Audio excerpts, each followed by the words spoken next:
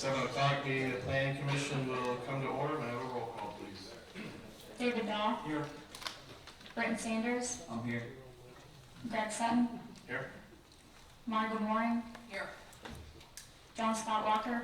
Here. Bill Span. All right, I think we have 3 sets of minutes, March 11th, April 8th, and April 22nd. Any questions?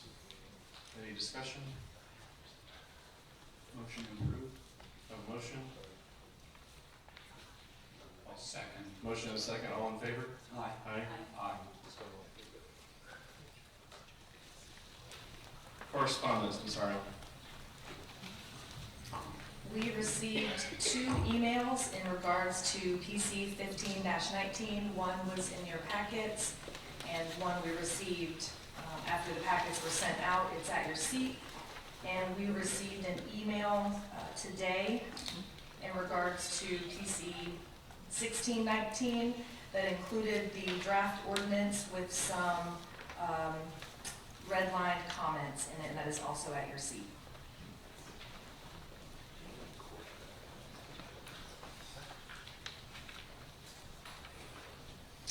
All right, thank you.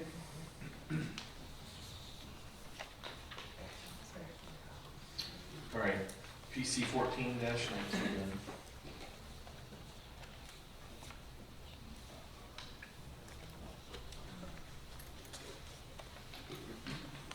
PC 1419 is a land development code text amendment. Applicant is Edward Malin, Shutter Avenue LLC, 13 Roscoe Boulevard North, Ponte Vedra Beach, Florida, 32082. The request is for land development code text amendment approval, requesting to amend land development code section 34, 343D to add craft distillery to the list of conditional uses in the commercial general C2 zoning district. The applicant is the owner of Angie's Subs, which is located at 1436 Beach Boulevard on the southeast corner of Beach Boulevard and 15th Street South. The applicant plans to redevelop the property with a reimagined Angie's Subs and a barbecue restaurant and partner with a local craft distillery, which is Jackson Tucky. Jackson Tucky currently exists as a small approved craft distillery on Shutter Avenue, but desires to expand its operations and improve its visibility by partnering with and relocating to the Angie's property as part of the applicant's proposed redevelopment project. Currently, restaurants are permitted uses in C2 zoning, but craft distilleries are not. Craft distilleries are a listed conditional use in industrial I-1 zoning districts as described in the applicant's application. In order for the redevelopment project to be permitted, the applicant is applying to add craft distilleries to the list of conditional uses in the C2 zoning district. Craft distilleries are similar to microbreweries, which are a listed conditional use in C2 zoning. Craft distillery is defined by Florida statute as a licensed distillery that produces 75,000 or fewer gallons per calendar year of distilled spirits on premises. As a conditional use, a craft distillery in C2 zoning would require approval by the Planning Commission on a case-by-case basis, and the map on the screen shows you the extent of the C2 zoning district. All right, thank you, Ms. Ireland.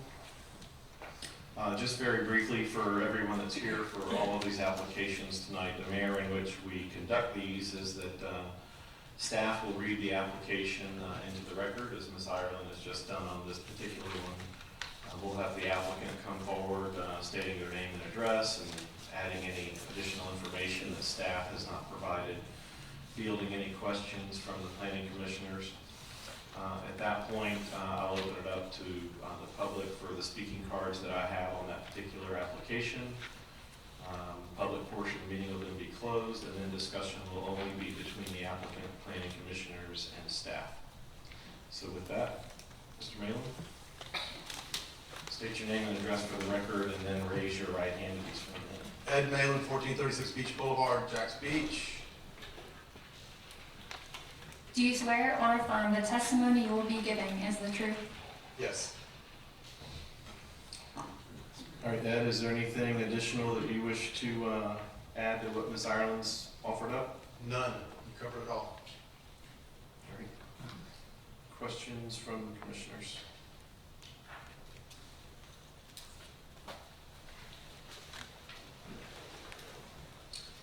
Hey Ed, how you doing? Good, Brett.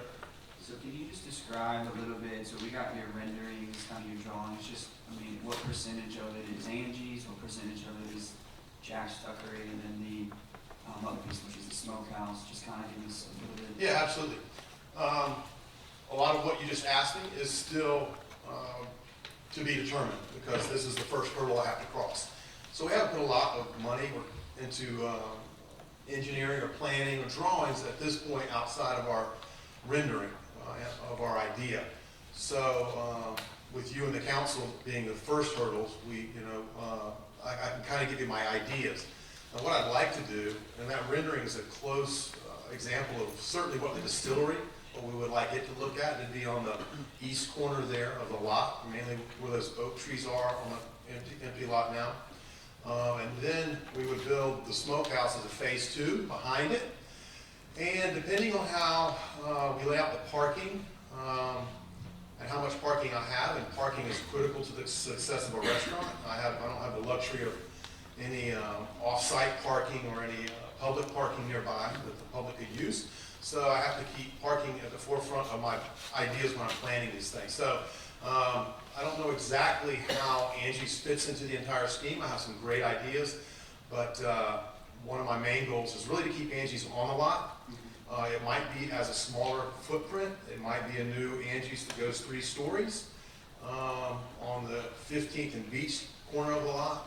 Unfortunately, Angie's on the lot right now is not the best place. It's an old building, it's been there for 40 plus years, and it's just not situated well for this development. So the idea, the footprint of the distillery is about 5,000 square feet, and it is multi-stories also, not stacked stories, but there's a lot of open space inside there.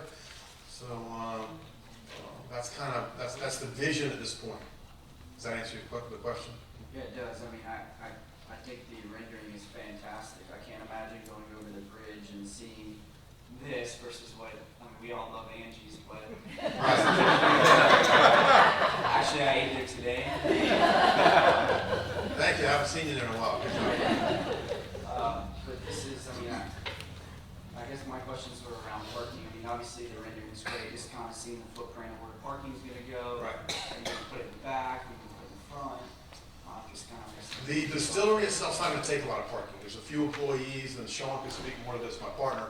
But we don't envision the distillery taking a whole lot of spaces.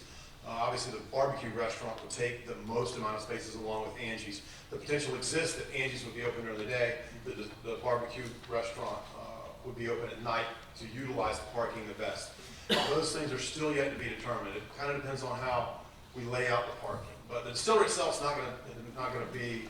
We have almost an acre and a half there, so parking for the distillery shouldn't be a question at all. It's not going to take much space as far as parking goes. Is there a tasting room in there? There will be a tasting room. Okay. Yes. Tours, tasting room are all part of the vision for the distillery.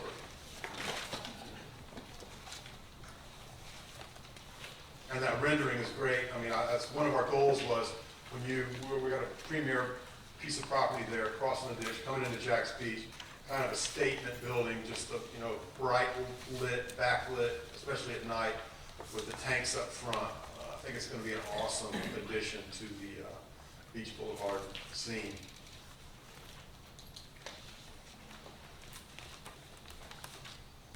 Other questions for the applicant?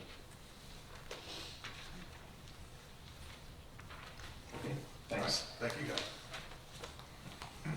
We just have one speaker card in support of the application. Chuck Q.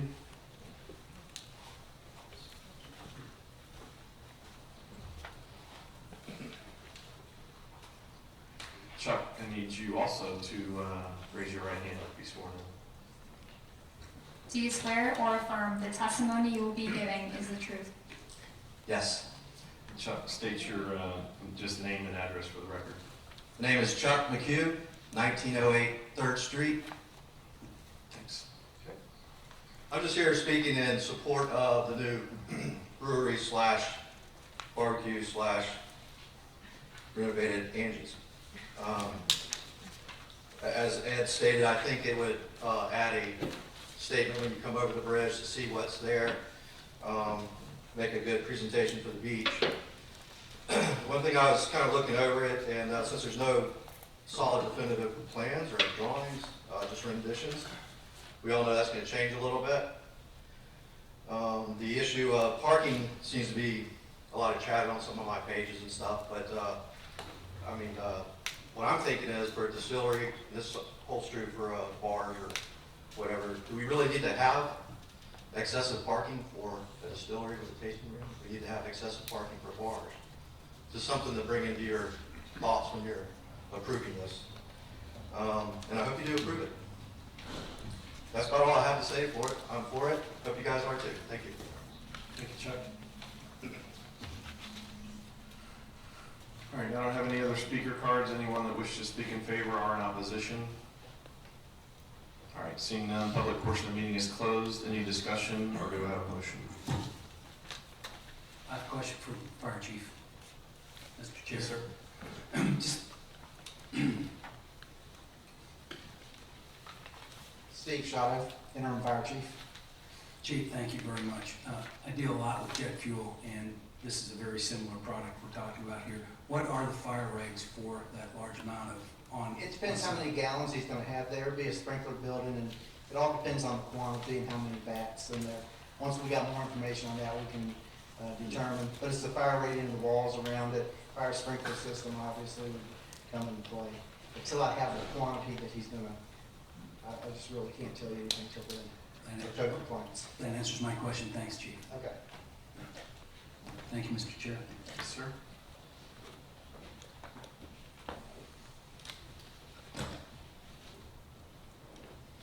Motion to approve. Second. I have a motion and a second. Roll call vote, please. David Dahl, Yes. Martha Moore, Yes. Britton Sanders, Yes. John Scott Walker, Yes. Greg Sutton. Yes. All right, your application is approved, Mr. Rowland.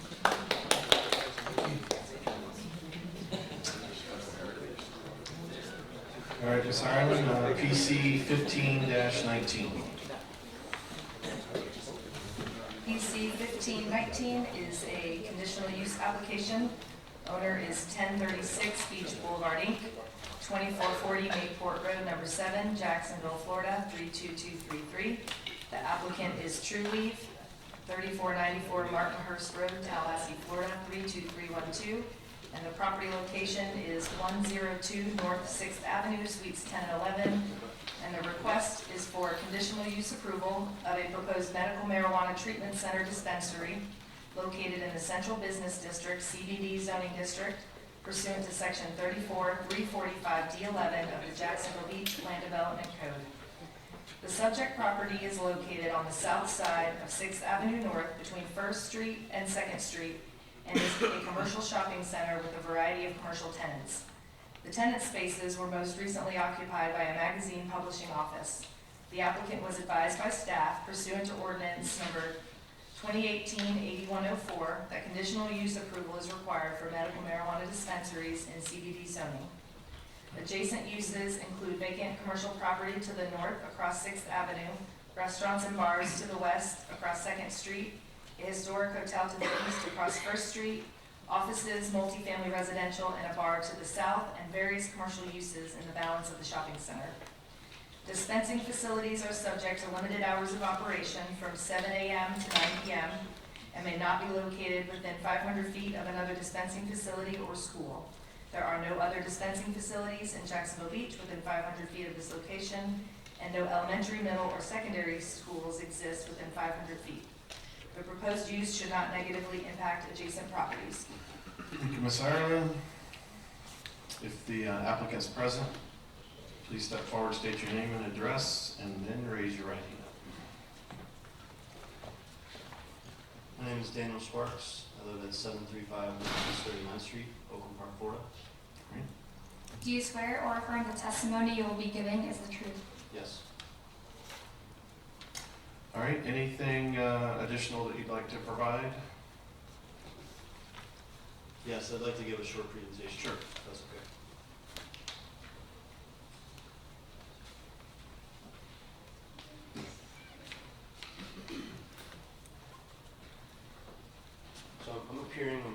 Trulieve. We're a registered and licensed medical marijuana treatment center in the state of Florida. We were actually granted the first license for what was then called a dispensing organization. Now they're medical marijuana treatment centers. We have locations across the state, and we're currently serving over 50% of the 300,000 patients in the state of Florida. We're publicly traded, and we have over 1,500 employees in the state of Florida. Our headquarters are in Tallahassee, and our primary cultivation center is just outside of Tallahassee, so this proposed location would only be a dispensary. There would be no cultivation, no manufacturing, no consumption, and only registered patients would be able to obtain their medicine from this location. We have over 150 unique products that treat a number of different ailments, and that, as I mentioned, over 150,000 patients in the state of Florida are currently using those products. They arrive at the dispensary pre-packaged, so everything is sealed. Odor mitigation is taken into account within the facility, and also being that they're pre-packaged, this addresses that issue.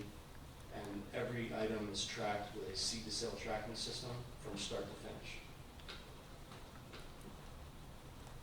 So as I mentioned, only qualified patients are able to come to the dispensary to get their medications. And this is just a walkthrough of that process. So in order for a patient to get a card, a recommendation, they need to go to a doctor that's permitted to give these recommendations qualified, and they need to have a qualifying ailment in order to get a card. They then apply to the state of Florida and are issued an annual permit or registration card in order to purchase cannabis medicine. And then they would come to the dispensary to purchase their medicine, but also to have an in-person consultation at any time. As you can see from the pictures, these are more reminiscent of a high-end retail store. So you're not going to see any neon signs. There's no cannabis leaves. This is a retail store, a high-end retail store, if you will. Full-time security is there at all times.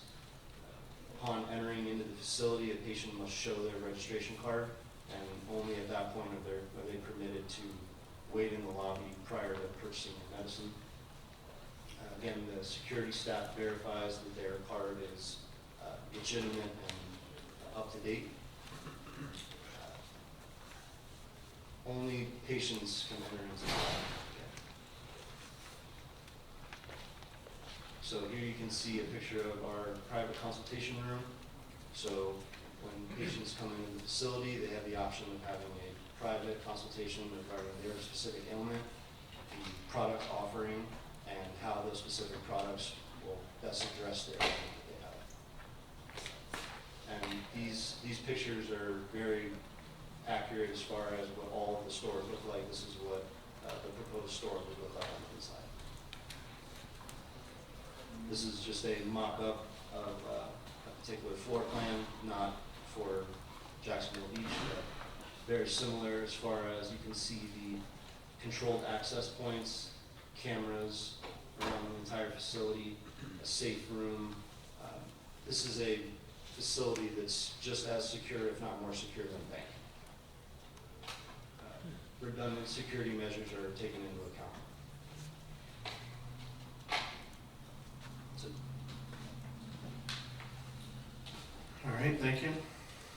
Questions for the applicant? Could you just, Mr. Sparks, I went on your website and looked at some of the videos, and it was very accurate to what you just showed us from a site layout. I was very impressed that it was kind of lower visibility of what's going on, and it looked very professional, like a doctor's office. I appreciated that aspect of it. As far as a security standpoint, are the front doors locked? Like, do people have to buzz in to then see the receptionist? Like, just kind of explain to me kind of a day in the life of somebody coming to your facility. Do they get into the front waiting room with no locked access, and then from there they have to get brought into the back room? Can you just kind of describe that for us? And then Sure. and then on top of that, where is your security at during that the whole time that they arrive? Absolutely. So the front doors are unlocked, and again, we adhere to the operating hours that the state permits. And a patient enters into the lobby, and immediately they're greeted by our security staff, and they need to present their recommendation in order to be able to enter into the queue. So if a non-card holder enters into the facility, which is typical because people want to know what they need to do in order to be able to purchase as a patient. So as you can see, the front door is dead center on the bottom. And in this particular instance, the patient, or if it were a non-patient, they would both be greeted immediately by reception staff and security. And if they said that they were not a patient, they would be advised that in order to purchase, they need to have a recommendation and a card from the state, and they would be asked to leave if they weren't a patient. And so at one time, how many, obviously it's a high traffic area, which is probably why you're picking the area. There's a lot of, there was a church there, there's a couple things, there's Bellycomb. As far as like how many people are you allowing into the facility at one time? Like there's a lot of people who just kind of hang out outside. How is that all controlled as far as this goes? Just trying to get an idea of what that looks like and Sure. what your security's kind of doing in terms of that as well. Sure. So we don't. The idea is to not have lines forming outside of the business, and that's not. That's definitely not only a goal, but it's part of the overall plan, right? The waiting room is meant to house however many patients can be serviced at a given time, and pickup orders are allowed so a patient can actually go online and request the medicine that they want. They can come in and get it fulfilled without having to wait through the entire queue. So there are multiple steps to reduce crowding and queues and lines. Okay, last question, and I'll let my fellow peers ask. Obviously, smell, I mean, these establishments have quite a bit of odor that kind of is, this is a strip mall, so it's not one contained place. What's your kind of odor prevention? You mentioned that you guys are addressing that. Can you talk a little bit about what you do there? Absolutely. So all of the products that come to the facility are prepackaged and sealed. In addition to that, in every one of these rooms, I believe, if not the majority of rooms, they'll have carbon filtration, so an air filter, but more of a beefed up air filter. And I've been to all of our locations. There's not a strong odor that's coming out when you open the door, when you're leaving, when you're entering. So we take as many steps as possible to mitigate any odor. Okay, thank you. I'd like to ask about parking from the perspective, can you just give us a sense of how many employees would be on site most of the time, and then how many patients would be likely to be there at the same time? Sure. On staff, anywhere from 10 to 20 employees. And as far as patients, it's more so a question of the capacity of the building and parking. If it were to become an issue, we would encourage the patients to pre-order to mitigate any parking issue. So we take that into account when we're selecting a site. I believe there's 2 days that are part of this proposal. Just to clarify, 10 to 20 employees overall, or on site at one time? 10 to 20 on site at a given time. So 12 or 10 to 12 sales staff, security, inventory, management. Thank you.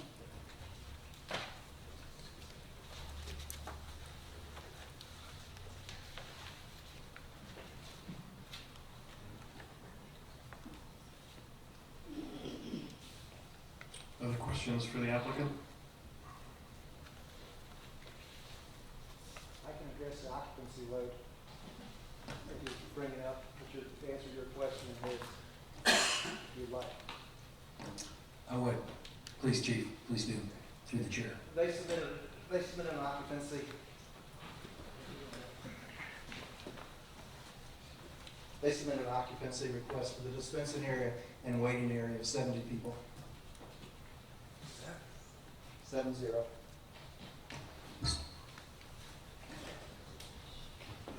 I have to ask, why 70 people?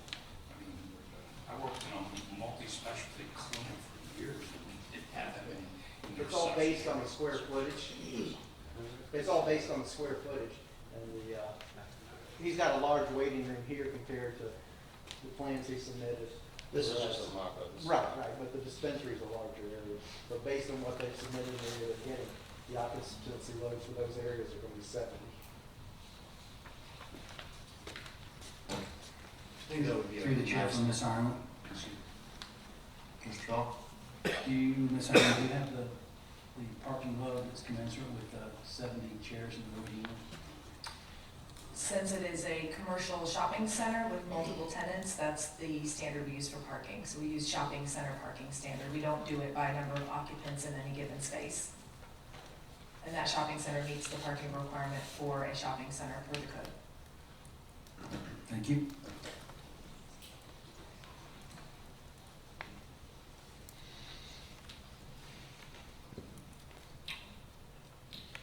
Before you leave, just to address the whole 70, because I know people are thinking about that right now. Can you just talk about what your normal, your expert opinion is on what your current facilities, I know there's one in downtown Jacksonville. What is the typical load or waiting load for people coming in and riding? Because I don't imagine them being there for more than 10 minutes or 30 minutes, but I'll let you address that. Sure, I would say that 70 is a maximum. The outer ends of the maximum amount of people that would be there at a given time. When the store first opens, there's interest in the community and in the patient community.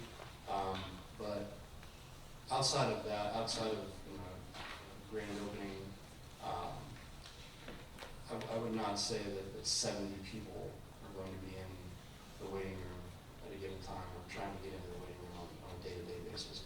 And just as much as they're treated similar to pharmacies for certain reasons, right? I would say that there are similarities as far as when people are able to go to the pharmacy to get their medications or whatever they would be getting from the pharmacy, so lunch breaks, after work, that sort of thing. But day to day, every day, we're not going to be meeting occupancy maximums.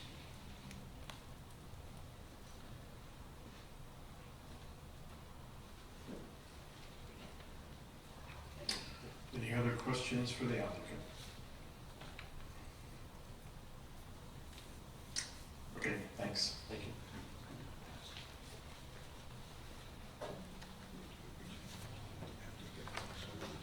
I have a couple of speaker cards for this application. Anyone wishing to speak in favor or in opposition, could you stand, please?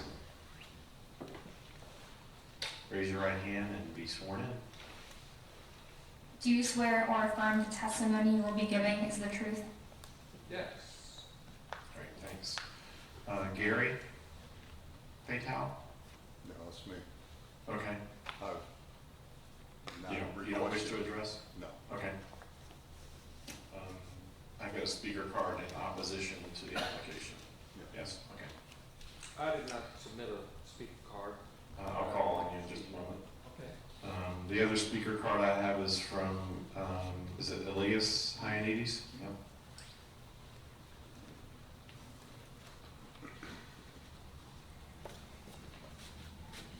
Hello, my name is Elias Hyanides. I live at 329 West 6th Street in Jacksonville.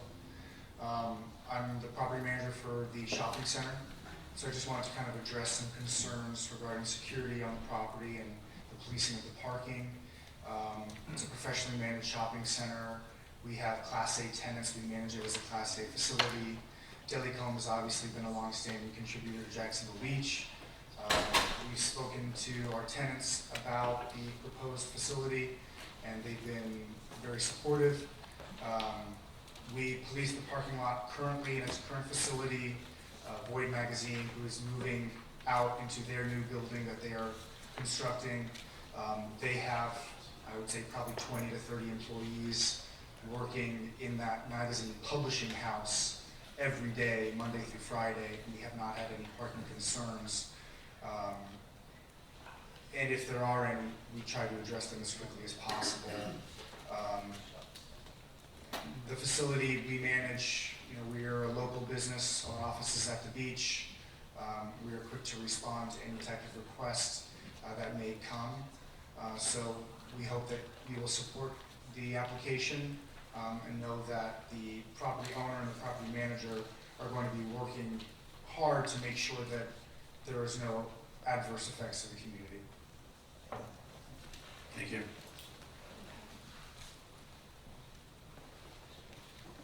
State your name and address for the record, please. My name is Bobby Welton, and I live in the 100 block of 11th Avenue South. I've listened to this information that's provided, and it is so vague. And the impact of this place is going to be tremendous.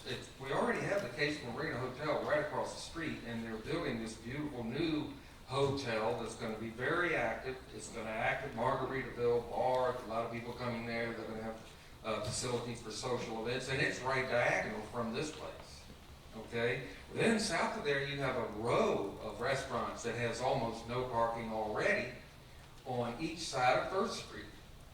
So the place is already, if we're talking 70 people come in there at a time or rotate, how often are they there? Surely they have the records how long it takes to service someone. Is it 10 minutes or 30 minutes or an hour? And it's not like a shopping center. The activity there, 70 people don't normally show up in a one block little row. It's not a shopping center, it's a strip center. That's a lot different.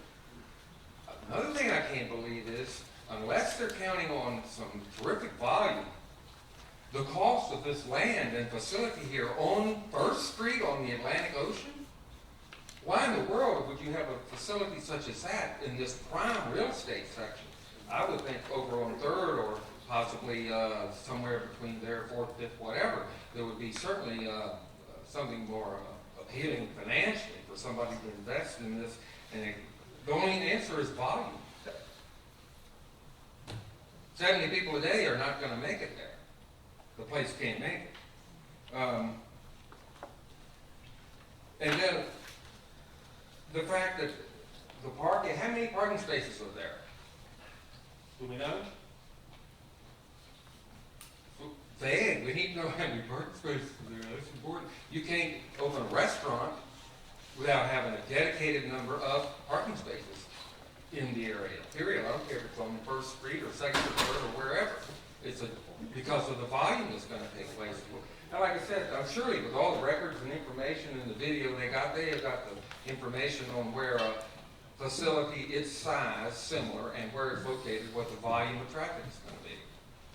Then you have the problem of the issue of these people here coming for medical marijuana in a highly visible tourist area that has a lot of volume already. I'm not saying yes or no, but I don't think we have enough information to make this decision. Thank you.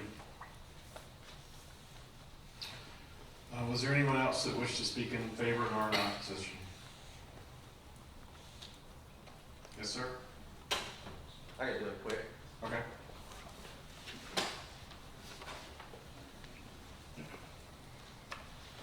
Chuck McHugh, 1908 3rd Street. Short, I just want to say this is a legitimate business, and I'm in favor of businesses being able to conduct themselves as they wish legally. I'm in support of it. Thank you. Thanks, Chuck.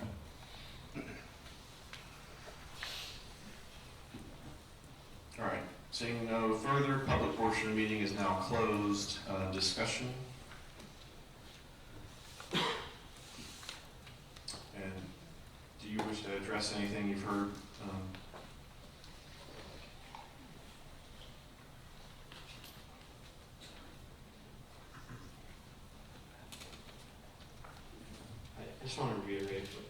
just brought up that we would look forward to being a partner in the community and would respond and address any issues that were brought up tonight or in the future.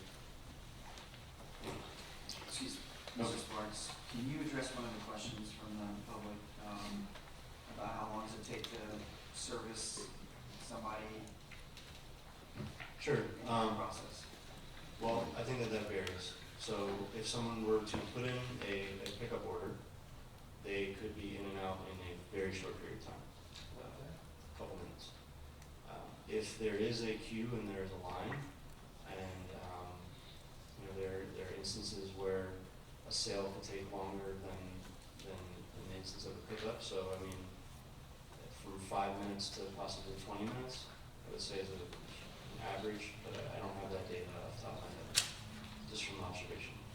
Thank you. Thank you.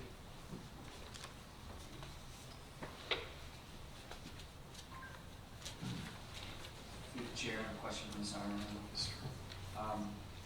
Ms. Ireland, there was a question about how many parking spaces in that facility. I don't know if you know how that off the top of your head. I do not have that information in front of me now. And then the last question is, we are conditionally looking at this application. What, there's been a lot of concern around just the number of occupancy in the building. Is that something that we can discuss or talk about? What are our options around that? And I think that question came from what would be the maximum number of persons in that space. I don't know how much you could put conditions on something like that. Again, that's what the fire marshal says they can hold as far as number of people in that physical space, so. And they already have hours of operation associated with them, that's regulated by Florida statute, and we mirrored in our ordinance as well. They have to close by 9 p.m. That frees up all those parking spaces after that mostly. Thank you.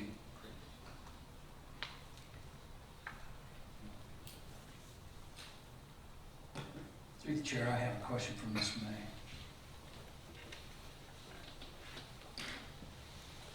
Ms. May, could you just briefly review how the vote here tonight on this conditional use approval and one of our other issues tonight, which is the change in the code on medical marijuana, how that interfaces with the state statute? Please. Yes, Denise May, City Attorney.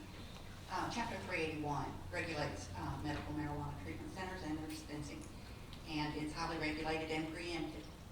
When the city looked at this in 2018 or 2017, 2018, when we looked at this, we did declare a moratorium, we did review, and your body actually looked at what zoning categories this would be allowed in by right and what it would be allowed in by conditional use.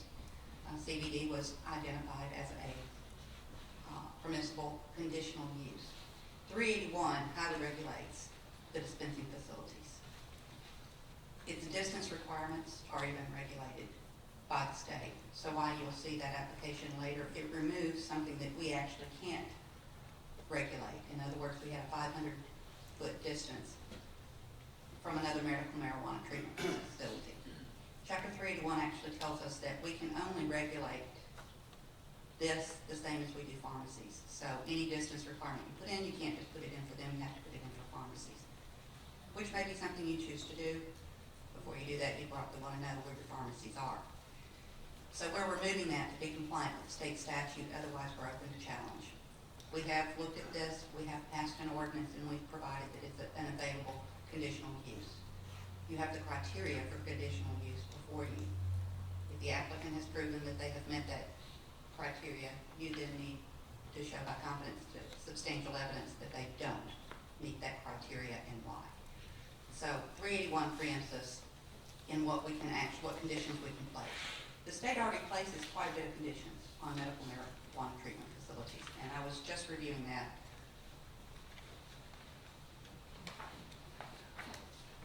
As you all were talking, their hours of operations are already limited by the state from 9 p.m. to 7 a.m. They have to hold everything in a secure, locked room or vault. Employees required on the premises at all times include 2 security personnel. alcohol and drug-free workplace policies, law enforcement reporting requirements. So there's a lot in the state that they already regulate in regards to these facilities. Remember, anything that we would choose to change, which we currently don't in our regulations, so the law is what it is as today. But even if you chose to change something or to try and regulate something further, you're preempted by 381, and anything that we could do, we'd also have to apply to a regular pharmacy. Thank you, ma'am. That was perfect. So I just like to remind anyone here that is interested in this issue of medical marijuana dispensaries in the city of Jacksonville Beach, that you pretty much heard what the city attorney just told us. And if you have opinions and issues, they don't reside here with the planning commission. We are held to the 34-231 standards for all conditional uses, plus the specific chapter from the LDC on medical marijuana dispensaries. So it would be at the state or city council level, the state legislature, city council level, vice what we have to decide with here.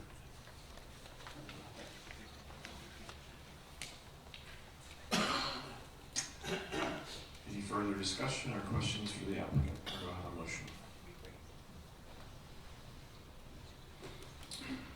So I think my only hesitation was around the occupancy, but based on the professional opinion of the fire marshal, I have to go with that. I'd like to make a motion to approve. Second. Motion second, roll call vote, please. Markham Roy, Yes.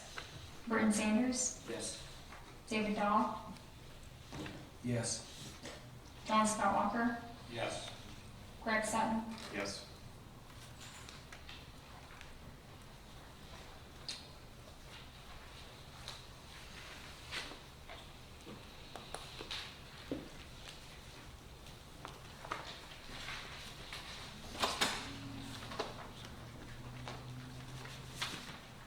All right, Ms. Ireland, PC 16-19.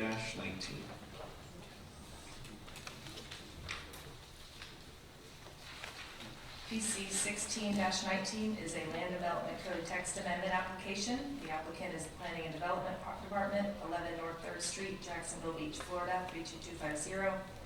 The request is for land development code text amendment approval, requesting to amend Chapter 34, Land Development Code, to define and regulate short-term vacation rentals where permitted.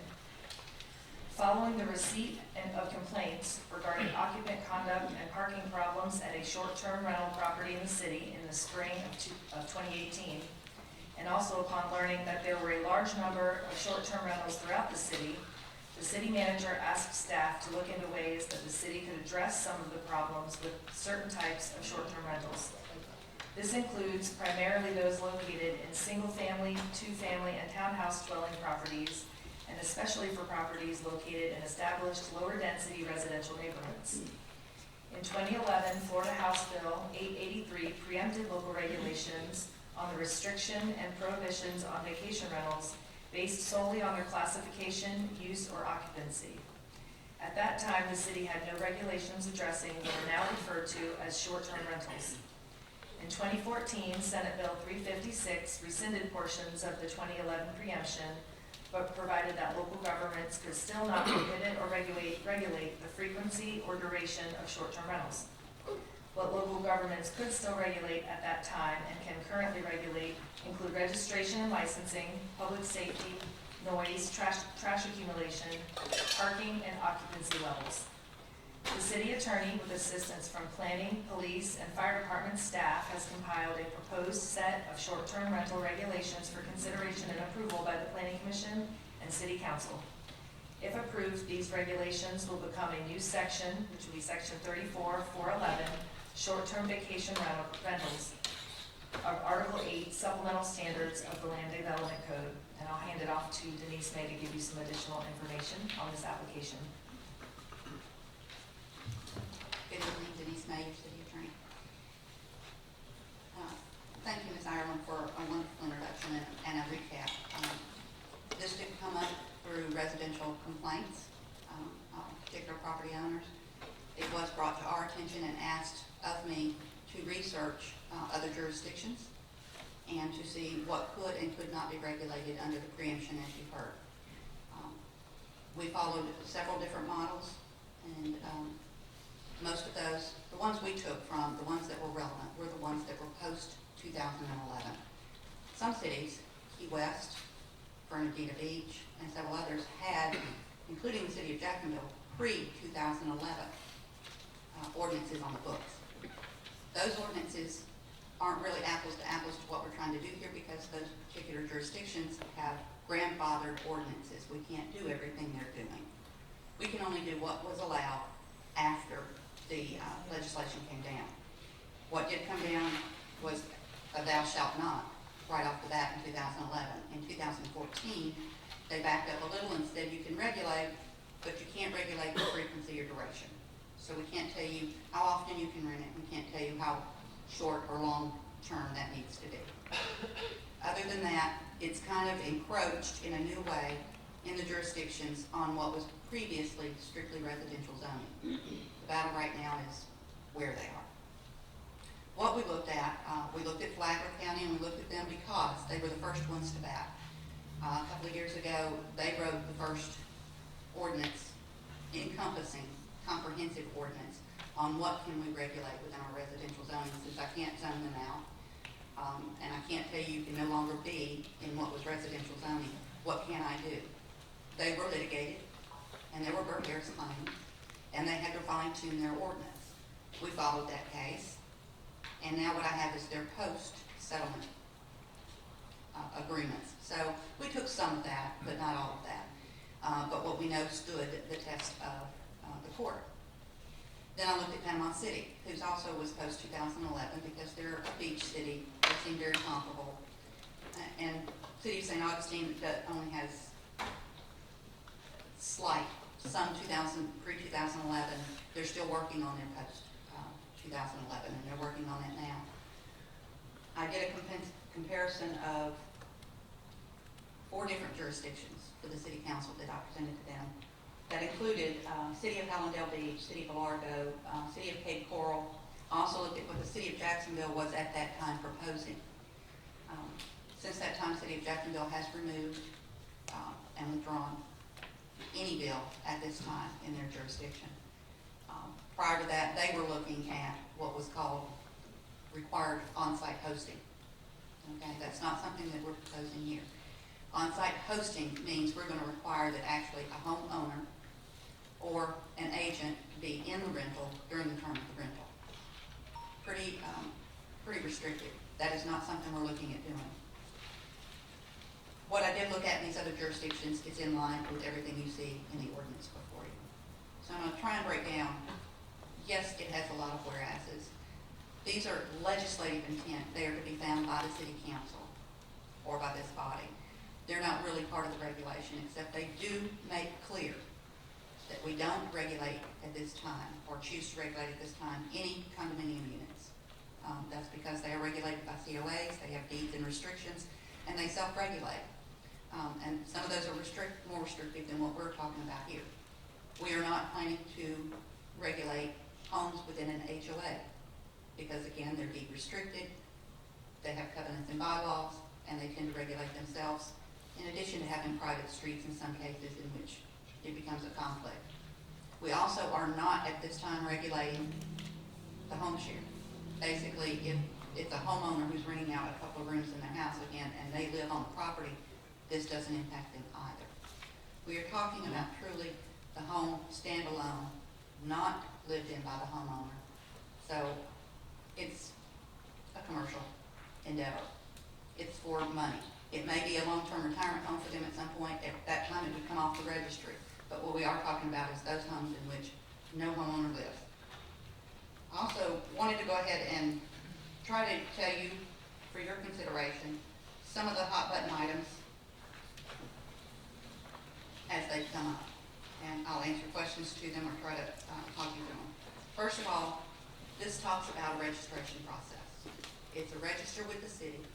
When you register with the city, please prove to us that you have registered with the state, for the Department of Revenue, to collect the proper sales tax, and to get a county business tax so that they can collect the bed tax. So we're asking you just to bring documentation that you're registered with the Department of Business and Professional Regulation as a short-term vacation rental, with the Department of Revenue certificate, again for your sales taxes, that you obtain a county business tax receipt, again for our the bed tax, actually that's paid through there, that you get a local business tax receipt. And then we ask for an affidavit actually that you maintain compliance, all right? Then it starts going into these minimum life safety, and I've heard a lot of slack over that. These standards are all in the law. These are not things I created, and even if I remove them from this ordinance, they still exist. So what I say is these apply. They're put here to put the people on notice of what those are, but these are state requirements. So swimming pools, spas, and hot tub safety are Chapter 515. They're required. Sleeping rooms are under the Florida Building Code. Smoke and carbon monoxide detection is under 509.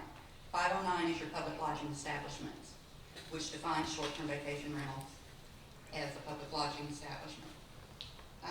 Specialized smoke detectors, fire extinguishers, and the automatic sprinkler system. That is in the law today under 509 for public lodging establishments. If you're a short-term vacation rental, you are a public lodging establishment, you are a transient home, and you are subject to these automatic sprinkling. And that's not something I made up. It's not something I'm requiring. It's required by Chapter 509.215. What is subject to debate and direction of this commission and the council? Max occupancy and how you define it. There are jurisdictions that define it different ways. Some do it by square footage of the home. Some do it by a certain number of people per bedroom. Then you need to define bedroom. Some have done it, as did Panama City Beach, by the number of full air-conditioned bathrooms. So that's what you see before you, and that's just a recommendation. How you choose to define max occupancy is up to this body and the city council. Parking standards was kind of based on that max occupancy. In other words, you're going to have whatever your max occupancy calculation is, then you'll come up to what your parking is. We're saying it's 1 per 3 based on whatever your max occupancy is. So if you say your max occupancy is 9, then you're going to need 3 parking spaces. But it's kind of based on that.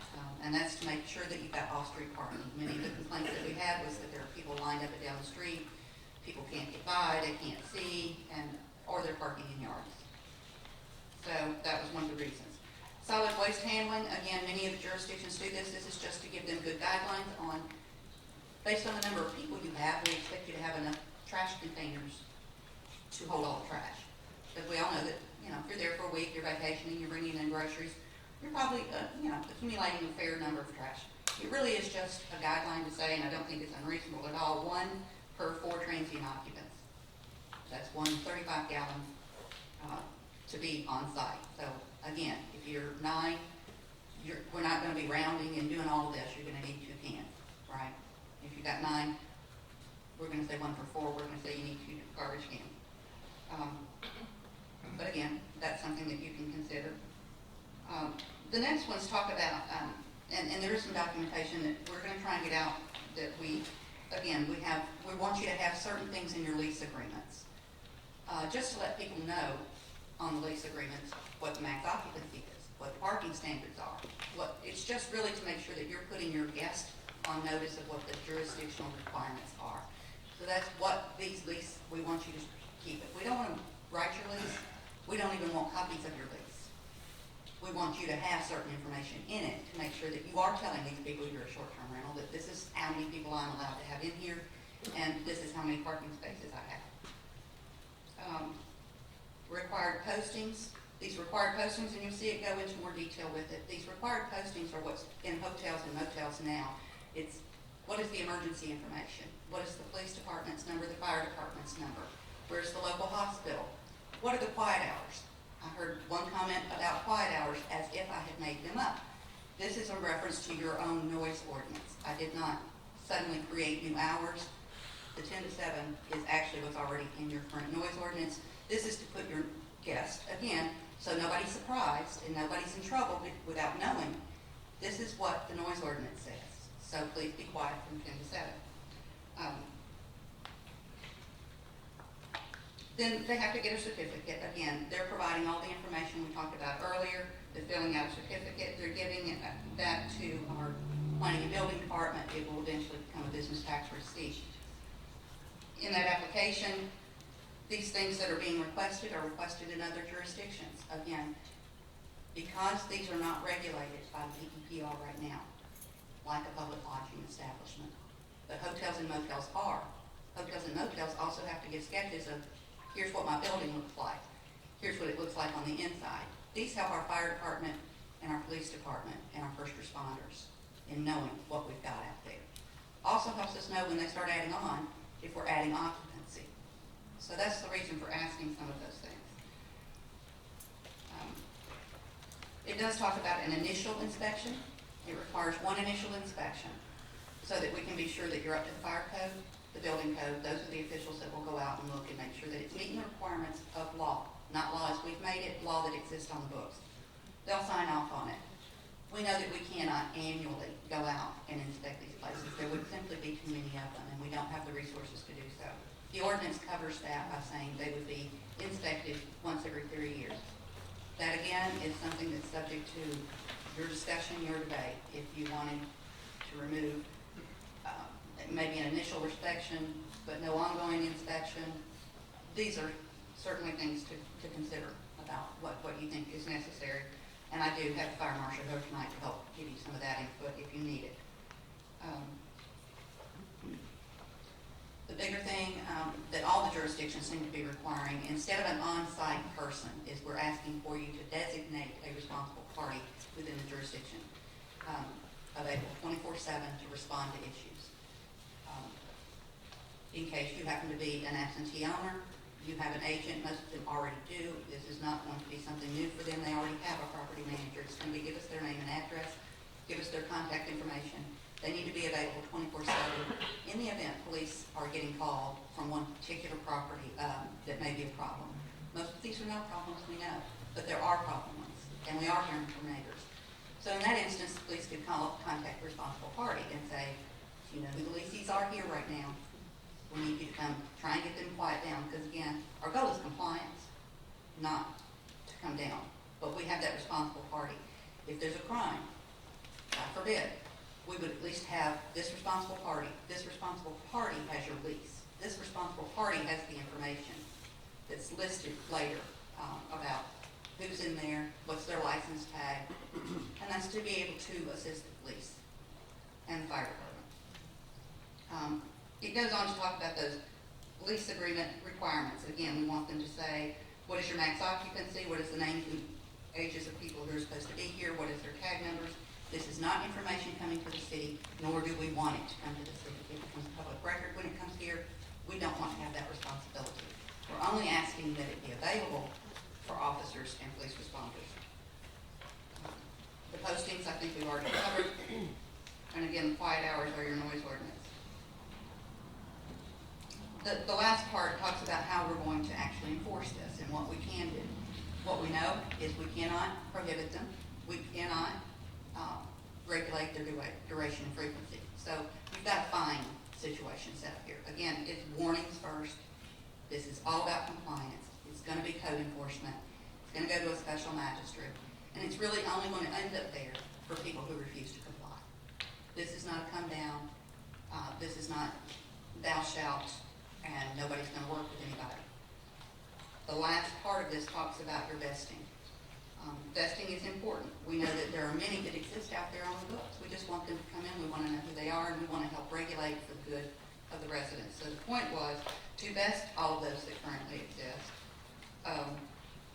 Time frames will have to change because, again, I put times in based on when I was writing this and when it was going to come forward. And so we know that that's going to be kind of fluid depending on when this gets to first reading. But basically, I would say that you would give at least a 60-day window for people to actually make an application from the time it actually gets approved at City Council. That you would give 90 days, 90 to 180 days for them to actually receive their certificate and to come into compliance, and give a little more time, sometimes up to 6 months, if there's got to be substantial changes structurally or other kind of home improvements that need to be done. Again, working with the building official, working with the fire officials, we would give time for them. It also vests in current rental agreements. Again, what we've said here is rental agreements entered into prior to the effective date of the ordinance, which would be its second reading and final passage at City Council. Anything that was for the 12-month period prior to that, we would honor.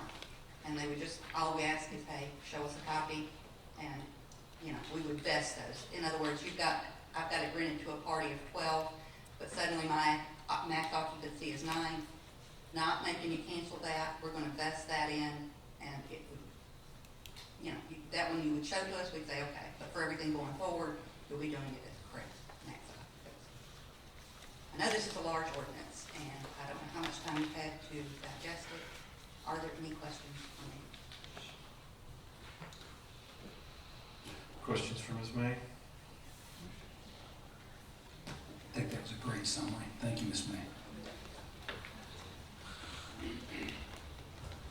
Actually, I found some typos. Does that count? I do appreciate it. There is, I know, at least one. I don't know which one you're pointing at, if it's until or unit.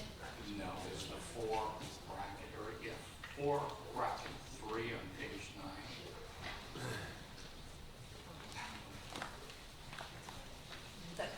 Okay, 3 of page 9. You know, I like to write these down. Look, I've lived with this ordinance a long time, so the more I read it, the less likely I am to see typos. And truly appreciate. So if you want to let me know what those typos are, I'm happy to address them. I appreciate it.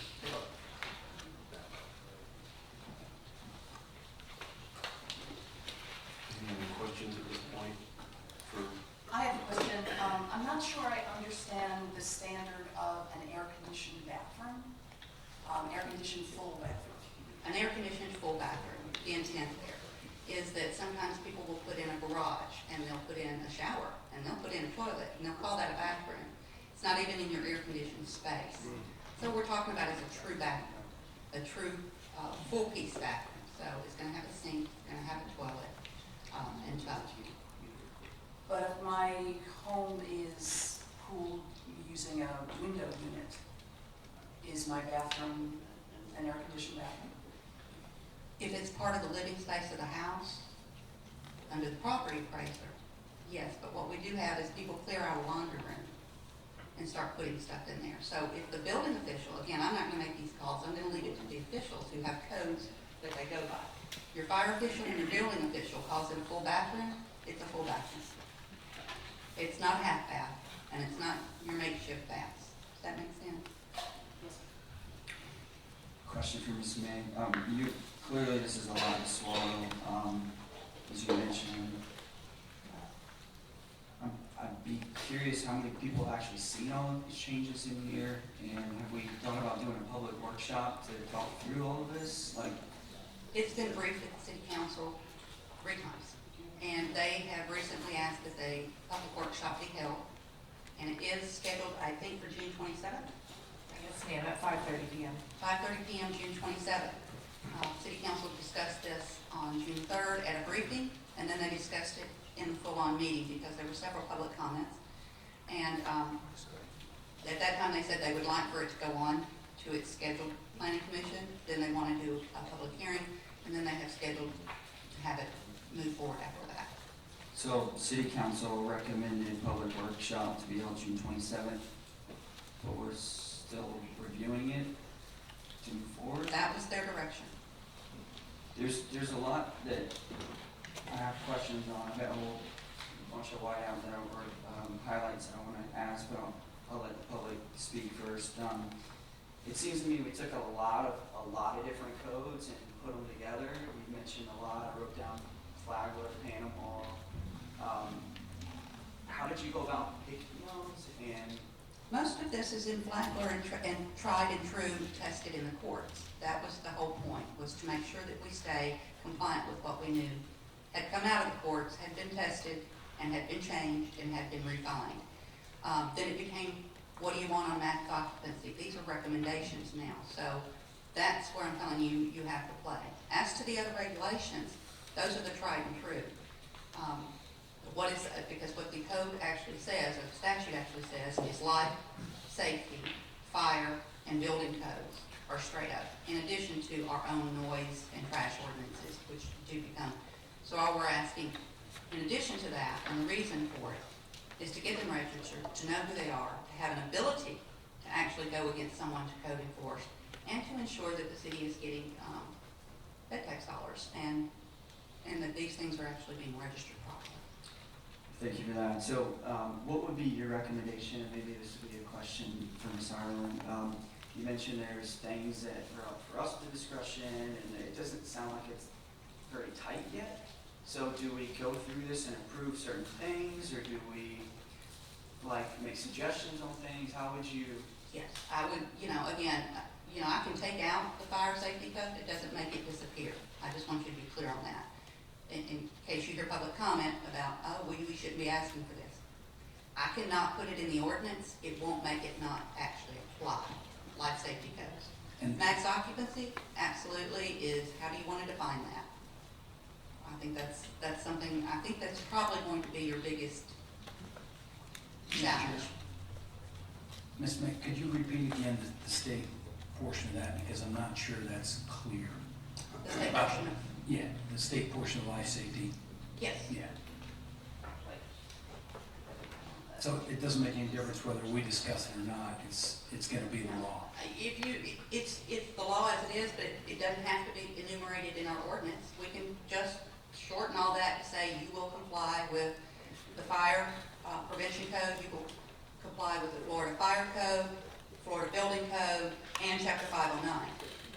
That's gonna cover what we've kind of enumerated there, and enumerated so that they know.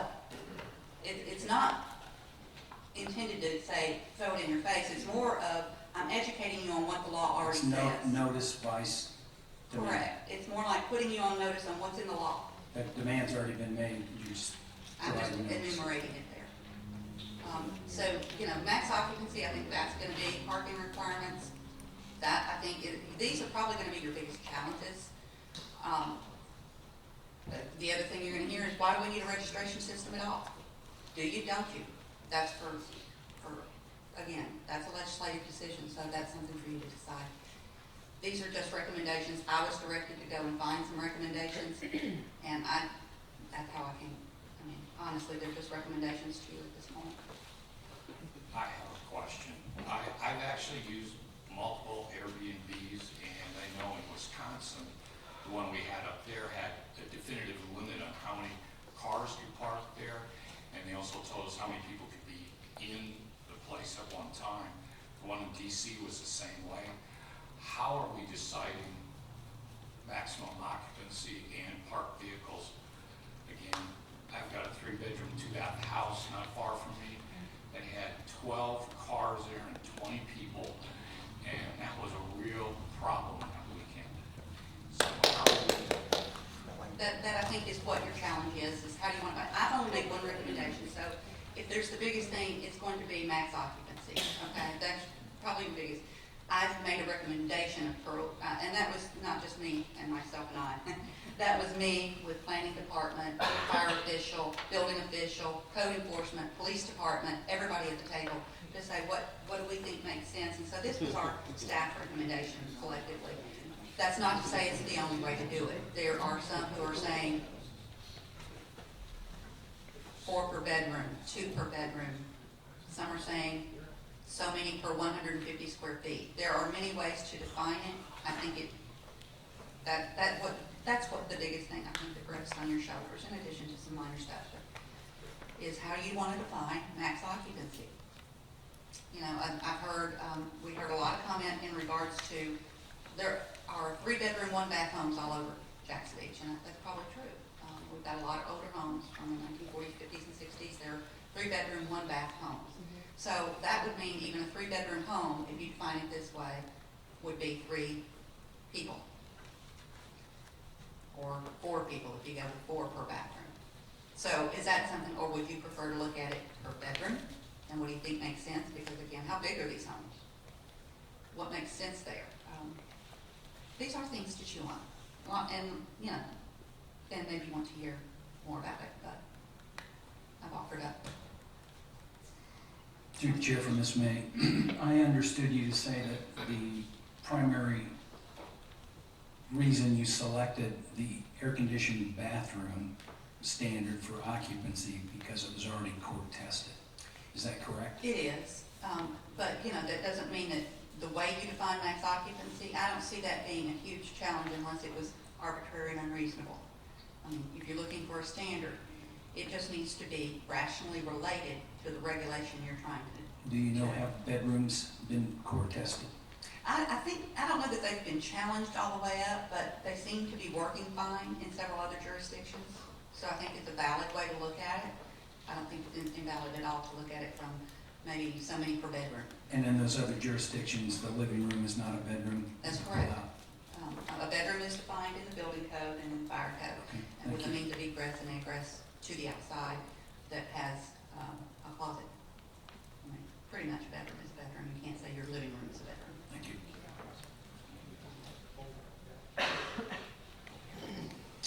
Any other questions for staff or Ms. May right now? Katie, thank you. All right, I have a number of speaker cards. Anyone who's turned in a speaker card and wishes to speak, please stand and raise your right hand.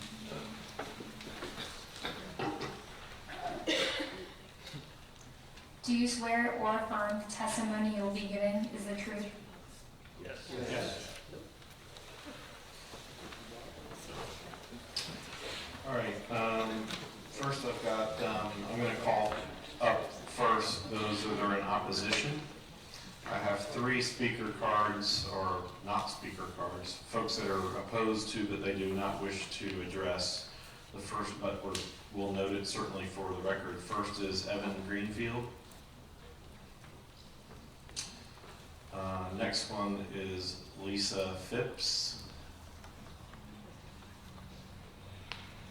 And Michelle Steffen in opposition to the application. All right, Chuck McHugh.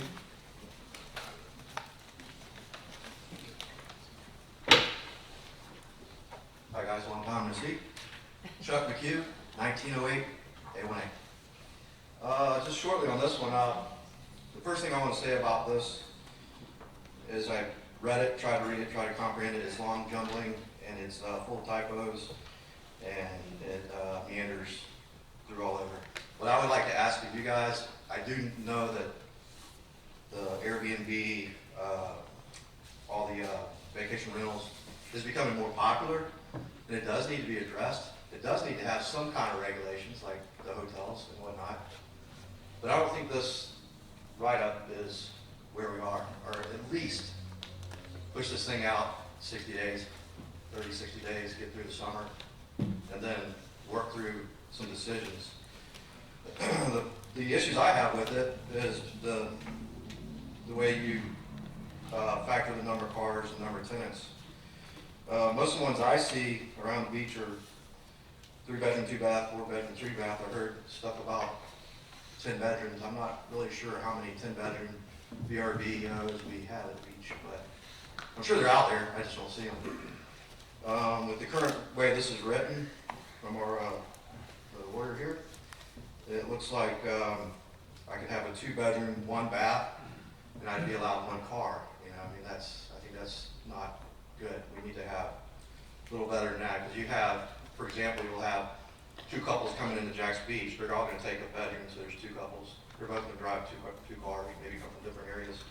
So I would say at least 1 car per bedroom is an idea. Other things I have to talk about is it's just a large ordinance. The questions Britton brought up are just and need to be addressed. So that's why I say if we can extend this thing out, discuss it some more, make some sensible decisions based on this would be good, and base it after, I would say a lot like the hotels and motels, and they don't judge things by air-conditioned bathroom. Every bathroom I've been in air-conditioned, but I guess they do exist. So all that needs to be spelled out. It could be condensed down and just more understandable. So again, if we could just push this out, I'd like to say at least 30, 60 days, due to this just being a large wordy document that is not making a lot of sense to me and to a lot of people that are behind me. I do wish that you would have a public workshop further on out, not just in a couple weeks or whenever you said it was, Craig. I would like to see a workshop at least 2 weeks from now. So again, I'd like to see this pushed out, a little more thought, a little more condensed. Thank you for your time. Thank you, Mr. McHugh. Janelle?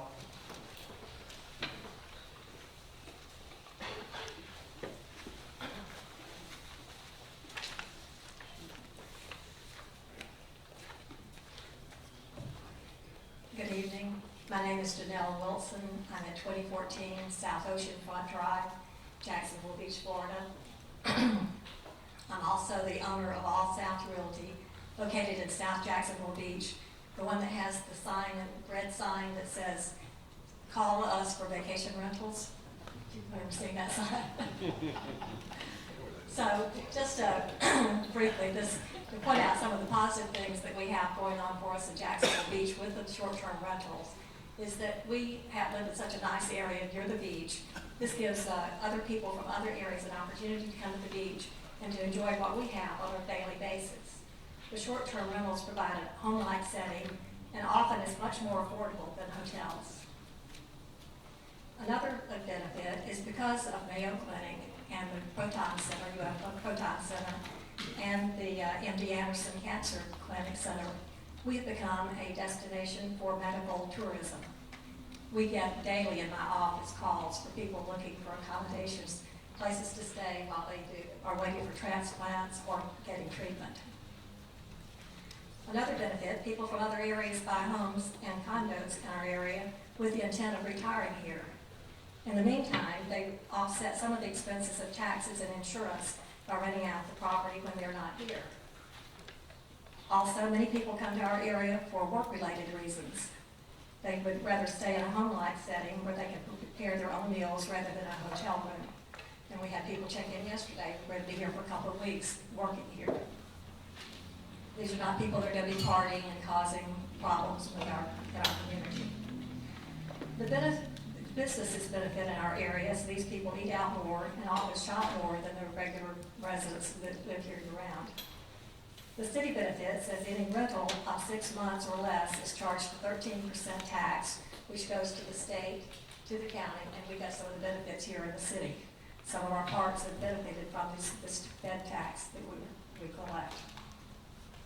An argument has been made that the short-term rentals decrease the value of properties in a neighborhood. This has been proven incorrect in several instances. I personally have had 3 sales in the last few months where the buyer paid more than the value because they could rent the property on a short-term basis in Jacksonville Beach. Some of the negative aspects of the short-term rental ordinance as proposed is that this would severely restrict and limit the availability of rentals in Jax Beach. The requirements are so stringent, many would choose to try to sell their property rather than pay the hefty fees and to try to conform to the demands contained therein. This would result in the visitors having to go to other areas that were more visitor-friendly, thus causing our local property owners, businesses, and city taxes to lose out.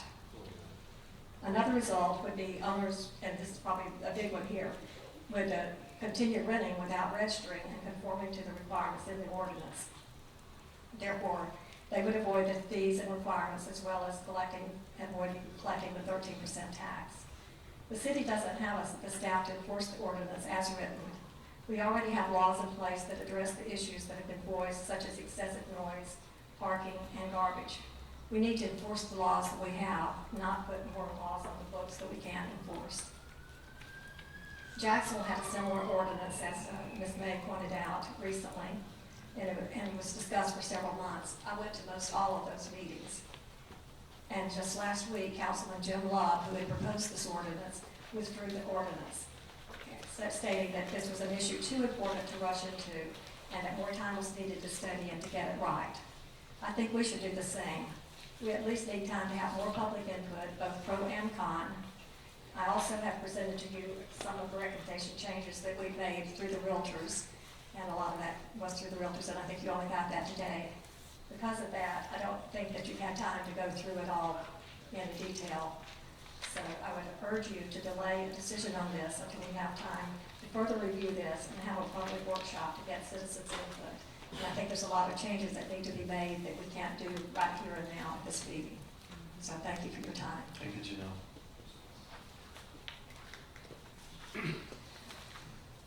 Greg Phipps.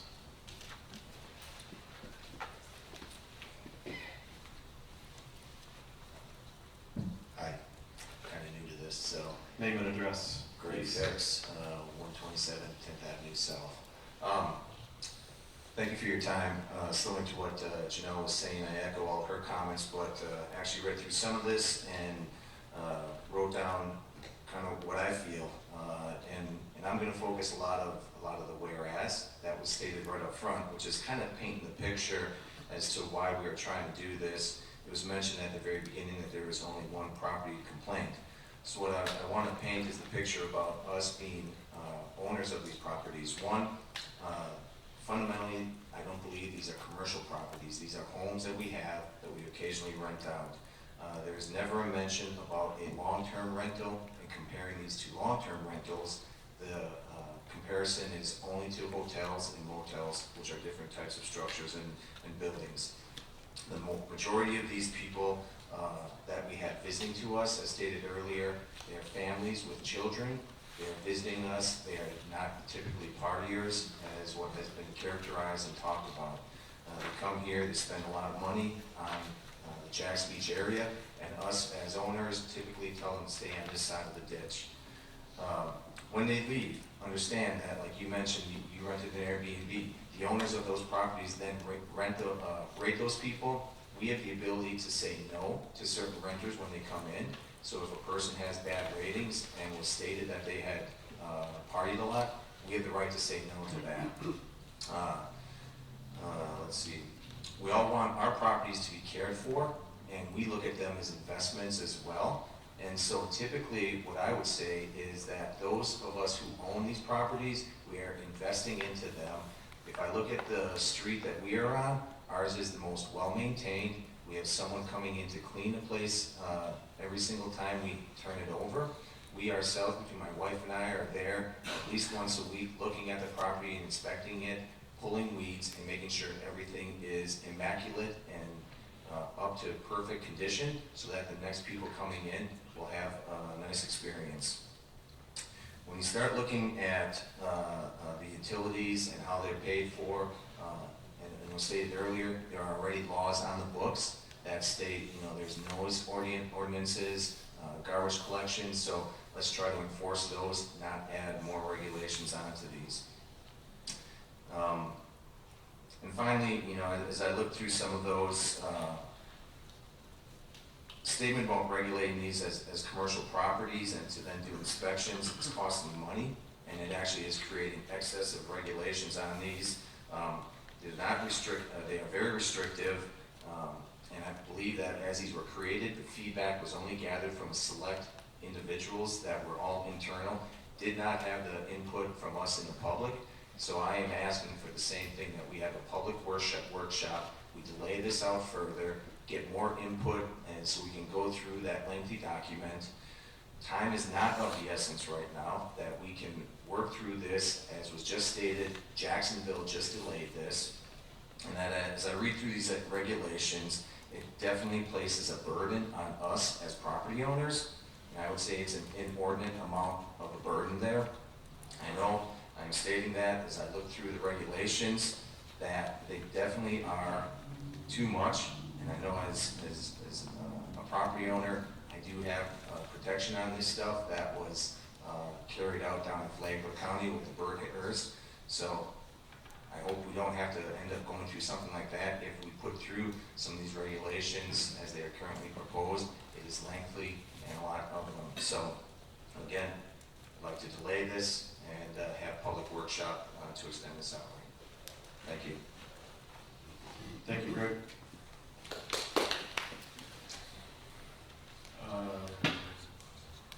Christian Bowler? Christian, yeah.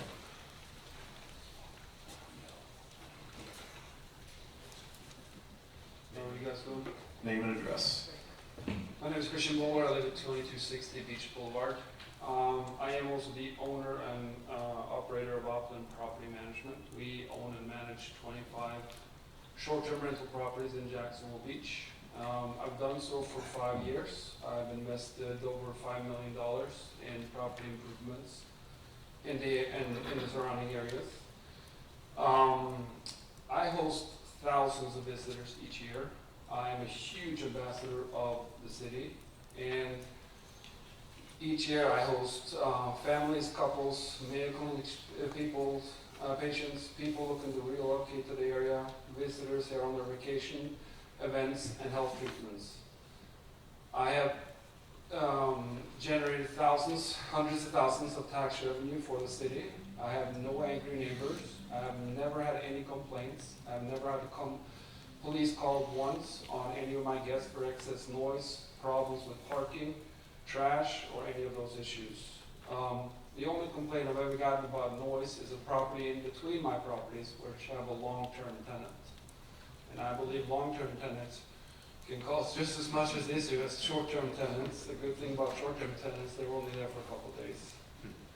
So if you do have bad ones, you know, we in the industry do not want bad apples. We don't want anybody to ruin our industry, just like any other profession don't want any bad names for their industry.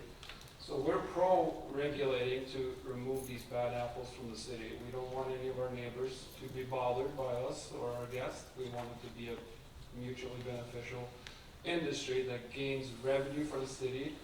It gains visitors to our beautiful area and increases property values and gathers tax income to the city.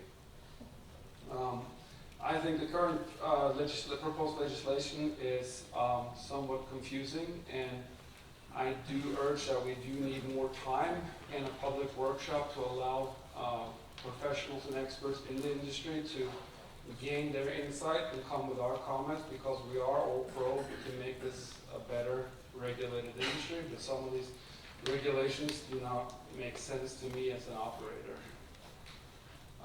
Sorry,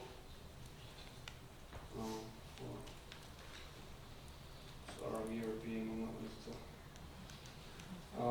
to. Yeah, so pretty much to make a long story short, I'm very pro the public workshop. I would love to sit down with city officials and anybody and lend my experience to that fact that I think we can do this in a peaceful coexistence with both local residents and visitors to our beautiful city. Thank you. Thanks, Christian. William Gilbert.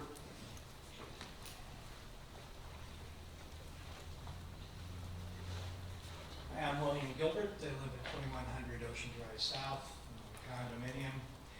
I'm an Airbnb superhost. Been on for about 3.5 years. My son bought the property. He lives in California. He works at Google. He's an executive. My other son's across the Donis, lives in Columbus, Ohio. I grew up in Columbus, Ohio, and my mom and dad bought a condominium down here for almost nothing back in 1973 on the beach in 2200. We bought a place to take care of. My dad's 96 years old, my mom's 91. They absolutely love this place. My son is an executive, is the head of design at YouTube, claims that Jacksonville Beach has the absolute best beaches in the world. He's been around to see it all. My dad's 96, and my wife and I moved down to take care of my mom and dad. In doing this, we wanted to find places for our kids to come and be with us, so we bought a townhouse right across the street from our condo. We've had about 75 guests in the last 3.5 years. They've been professors at the University of Southern California. They've been people from Ireland. They've been people from all over. You couldn't believe the people who've been with us, like a number of the people, including Janelle, who talked earlier. I like regulation when it really helps do what we want to do, which is keep this the golden secret, right? Jacksonville Beach is such an incredible place. Every person we've never had one bad person. I've been waiting for that renter from hell. But I would like to say this, we also bought a number of complexes here, rental complexes. And the person who just spoke before me mentioned long-termers can really be bad. I've called the police at least at least 10 times in the last 3 years on people that are long-termers, and have never called a person on a short-term. I know there are short-term problems probably, and for that we need to really look at the regulation, but I agree with a number of the folks that said we really ought to take the time to do it right, and I would propose that we delay until there's enough great input to really come up with something wonderful. Okay, thank you. Thank you, William. I just put 2 and 2 together here because I was holding this one out, so Connie must live with you. And she's opposed, but it didn't say if you wanted to address the board or not. Okay. It's a good thing you're opposed or you'd have a problem, you know.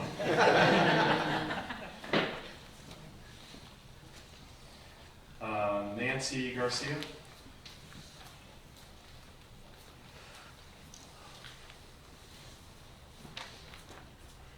Good evening, I'm Nancy Garcia. I represent the Northeast Florida Association of Realtors at 4130 South 3rd Street.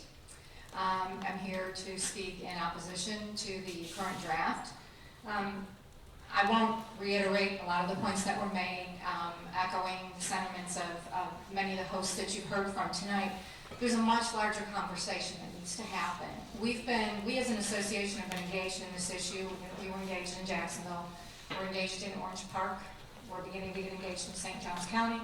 And it's clear that municipalities are looking at what's been done before and drafting ordinances, but not bringing in all the parties that need to have some input into this. So there's clearly a value to short-term rentals, and there's this presumption that the renters are all vacationers, and as you heard from many of the people that spoke tonight, medical patients, there's all kinds of others that are using these rentals. We recognize the need for some regulation, but it needs to be reasonable and enforceable.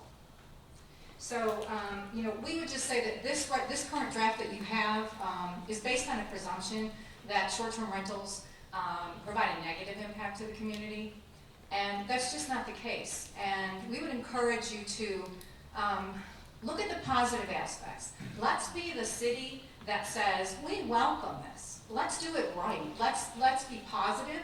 Let's regulate so that we have a safe environment for our visitors, but we also respect the contributions of our providers, and we respect our neighborhoods as well. Let's have a good conversation and get input from all the organizations and individuals that are involved in this discussion. We as an organization have been working with the Chamber, the Apartment Association, the Property Management Association, and we're getting ready to meet with the Hotel and Lodging Association. So we're trying to bring in everybody to the point. So we would respectfully ask for a delay tonight, and let's work on getting a better solution. Thank you. Thank you, Nancy. Evan Rayta?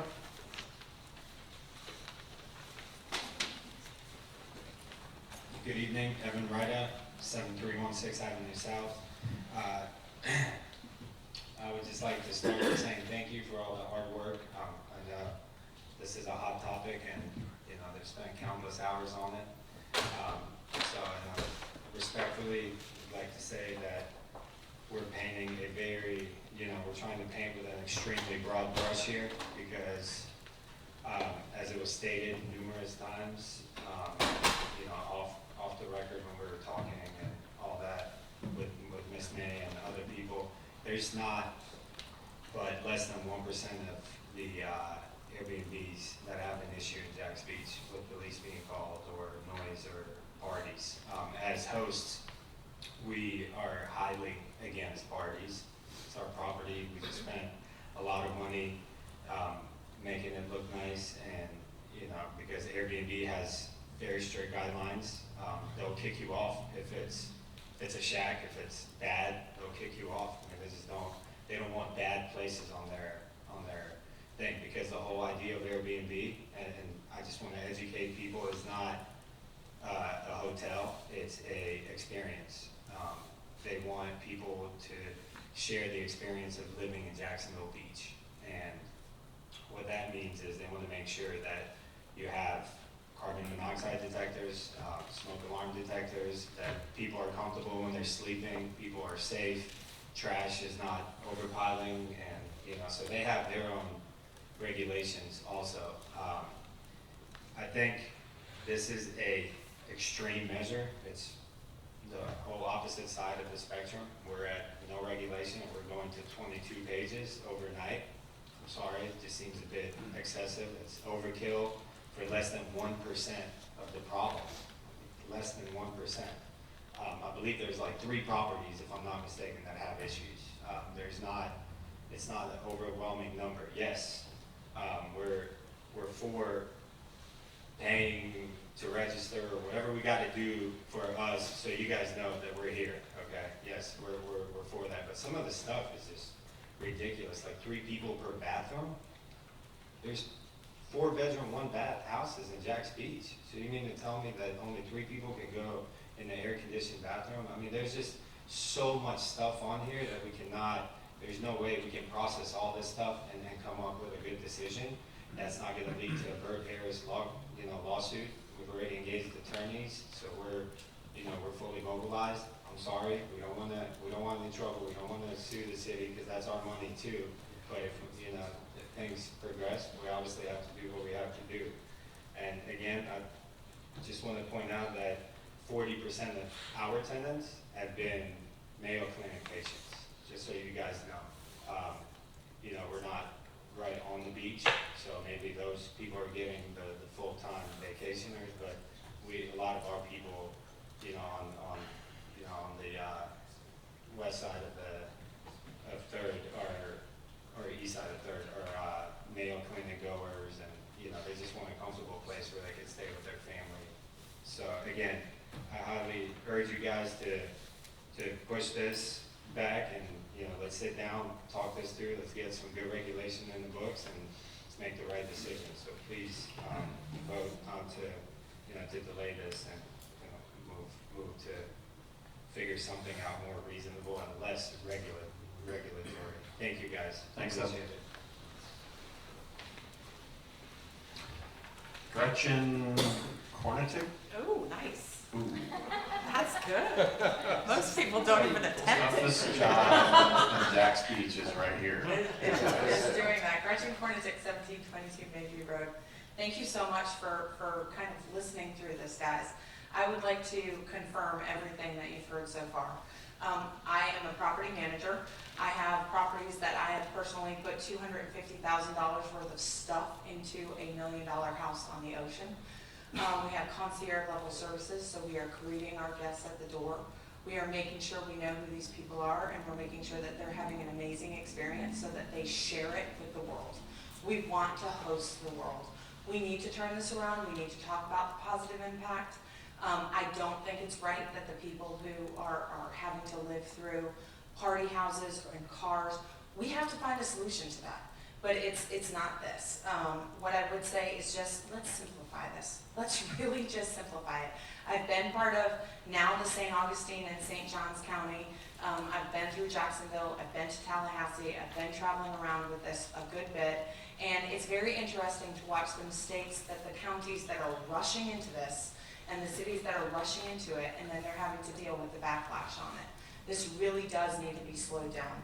We have ordinances in place already, guys, for trash, for parking, for noise, for fire, for occupancy, all of those things. To the fire thing that she said was going to be in opposition, I would simply say that we probably need to think about the fact that a hotel that's 3 stories up that has 1 exit to a room and windows that don't open is different than a house that has multiple exits and that you can get out. It's a fire code, so that's going to be part of what's in the state legislature for sure. The current writing right now is very one-sided. It does not say in there that this does not include HOAs, condos, and owner-occupied properties. She is implying that, but it is not actually written in. It does not include a vetted application. We need to see that vetted list of what is going to happen. And that needs to be put before the public so that the public can then, on both sides, show those 2 items. Let's go through what that vetted list looks like. The loud minority is speaking for a very, very small portion, as a previous gentleman stated. We need to not think that duplicate legislation is gonna increase compliance. It's not. We already have a lot of things on the books for that. One of the items to think about is 60 days. If we're giving 60 days to get the fire marshal or whoever that the inspector ends up being, I don't know who that's gonna end up being, but what happens when that inspector can't get there? Do we allow the person to continue to operate until the inspector can get there? The fire marshal, in some cases, is a year behind schedule. I'll let him speak to it, but it's a problem. You know, you can't tell people, well, sorry about you. Solutions, let's talk about solutions, for sure. Let's create a collective list of property managers that are responsible people. Let's put their registrations on one piece of paper. We will find the problem children very quickly because they will be on one list. I promise you they will. Let's make a simple list. Let's post that list on our website. Let's make a checklist. That's not an ordinance. That's simply saying, hey, by the way, if you want to run a short-term rental, you've got to go here, here, here, and here, and then come to us. That doesn't exist right now. The city attorney at the last meeting that was had with the city council said that Duval County, she did correct herself, but that Duval County did not collect a bed tax, that it went to the state. And the problem is that if that's what we're going off of is this incorrect information, then we are going too fast. We have to slow down. Let's show proof of the items that are safety items in the properties. Let's bring that list. Let's bring the tax, let's bring the safety items, let's go through all of that. Let's review all the statutes that are already in place. Get that, boom, done, here's your application. And then you guys as a city can actually audit and enforce by doing spot checks, which means making registration fees low and fines high. So when you go in and you talk to somebody who is making a huge issue with fire codes or they're breaking laws or whatever, make those fines so that you can put it on the top of that newspaper that hits the city and say, they got it. The other quick thing, I need you to wrap up. I know, is two things is the channel partners. Why not get the license number listed on the channel partner website so all the neighbors can then see who it is, or a sticker on a window that states a phone number, because phone numbers are transferable. And so if somebody who is the person has to go out of town, is sick, is ill, that number can be transferred to another person who is able to do it. Thank you. Thank you, Gretchen. Bobby Walton.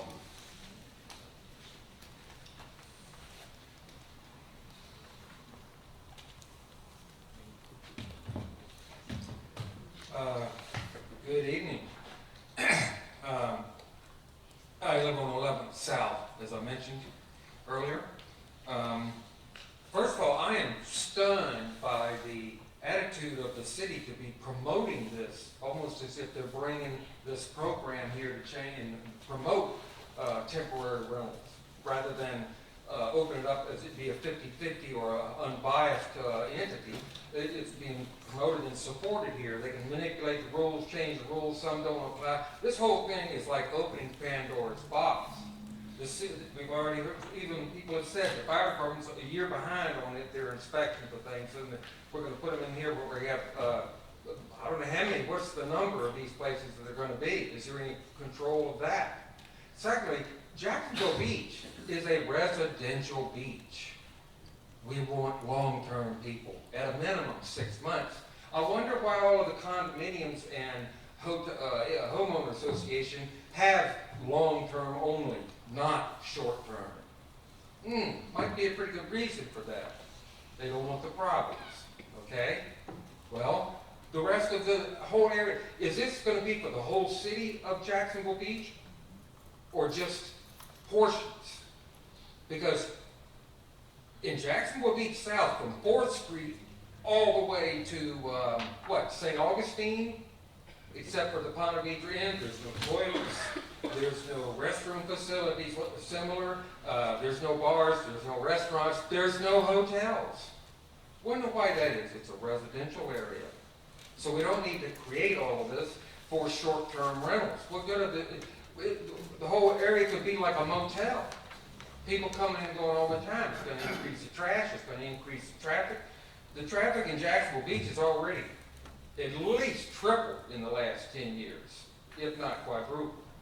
Now, I'm really concerned about South Jacks Beach, east of A1A, because that's a residential area. Here at the city center, there already, how many hotels are right here at the city center? What, 3? And we're gonna go with a new one.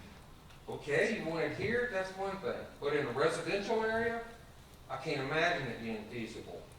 As a matter of fact, one is on the avenue between 11th South and 12th South.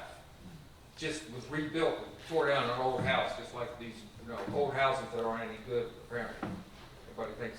But the point is, they put, and a B&B went in there. During the month of May, we had 3 SWAT team raids in the community and arrested people at gunpoint during the night because they were staying in that place. And then we had a busload of 22 people arrive in this glorious, beautiful bus parked on 11th South, and they went and stayed in the B&B. 22 people. This is opening Pandora's box. The city doesn't have the personnel and the infrastructure to increase the number of motel rooms, is what we're doing here, to a volume that we can't handle. The residents don't want it, long-term residents. These people saying they bought it, we want to retire here, retire. Well, when they retire here, they don't want to be having like a motel next door. I don't. I think a lot of study and some real precise information needs to be directed at this so that, if necessary, put it on the ballot. Let the city vote on it. All the city is going to be impacted, like I said. I would like to know if there's any zoning within the city that is going to control this. That makes a lot of sense. Oh, I'm glad you told me about that. I appreciate you keeping up with it. Thank you very much. Thank you, Bobby.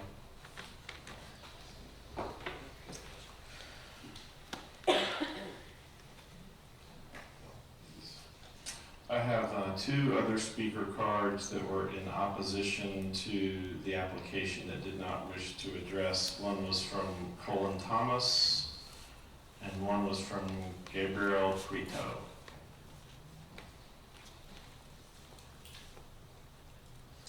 That's all the speaker cards I had in opposition to. Anyone else that wished to address in opposition to? All right. Those in favor now, Tony Comarak.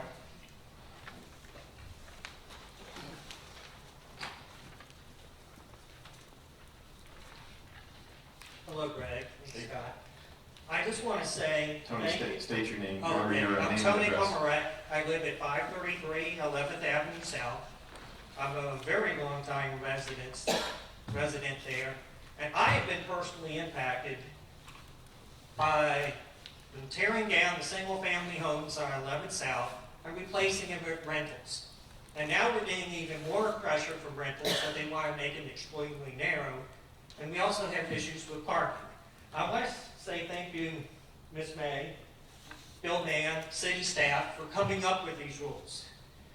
It's very important to note, if you want to rent your house out 3 times a year for something like TPC, if you get a Super Bowl, this doesn't affect you. If you live in your house and you want to rent out a room, this does not affect you. But if you are running a lodging business, it is common sense, if you have a business renting out homes, you need to follow the same rules as hotels. This is not adding any burden. Just like Ms. May explained, if you're running a lodging business, you must have the proper business tax receipts. They should have it. Then there should be no complaint about the tax rules. If you're running a lodging business, you must pay bed taxes. It's very clear in there. If you're running a lodging business, you have to have the proper life and safety, such as fire extinguishers, smoke detectors, and other safety signs where the fire extinguishers are. If you're running a lodging business, you must have the proper on-site parking, like we just discussed the hotels last week. How many parking spaces are there going to be? If you have a 3-bedroom, does that mean they need 3 parking spots in there. So we need to pay attention to the parking. You know, as you see, we have a whole lineup of LLC, corporate interests, real estate agents. They're all interested in buying and selling townhomes. But what they really are doing is running a hotel in the neighborhood. We need regulations on the hotel business. And like Ms. May said, this is straightforward. The reason it's worrying is because she's just taking other sections of the code and making it visible. We just want to track it. And we want to be sure the proper taxes are paid. My main comment for everybody, what type of place do you want Jacksonville Beach to be? What is your vision? Do you want Jacksonville Beach in the future to be one big commercial zone, which the Florida legislature allows you to do? You cannot regulate where you rent a house. However, you can ensure that they follow the rules. Do you want, this is all about the quality of life here in Jacksonville Beach. And what I do recommend is please approve this as written and send it to the city council. Have the city council run the workshop because there was a lot of work put into it by this entire staff. I think it should move forward. Thank you. Thank you, Tony. Jim Sorrell?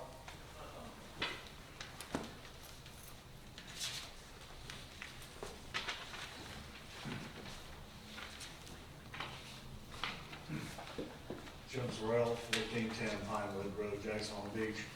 I just wanted to say that I am in favor of this to be passed on, and I'm a frequent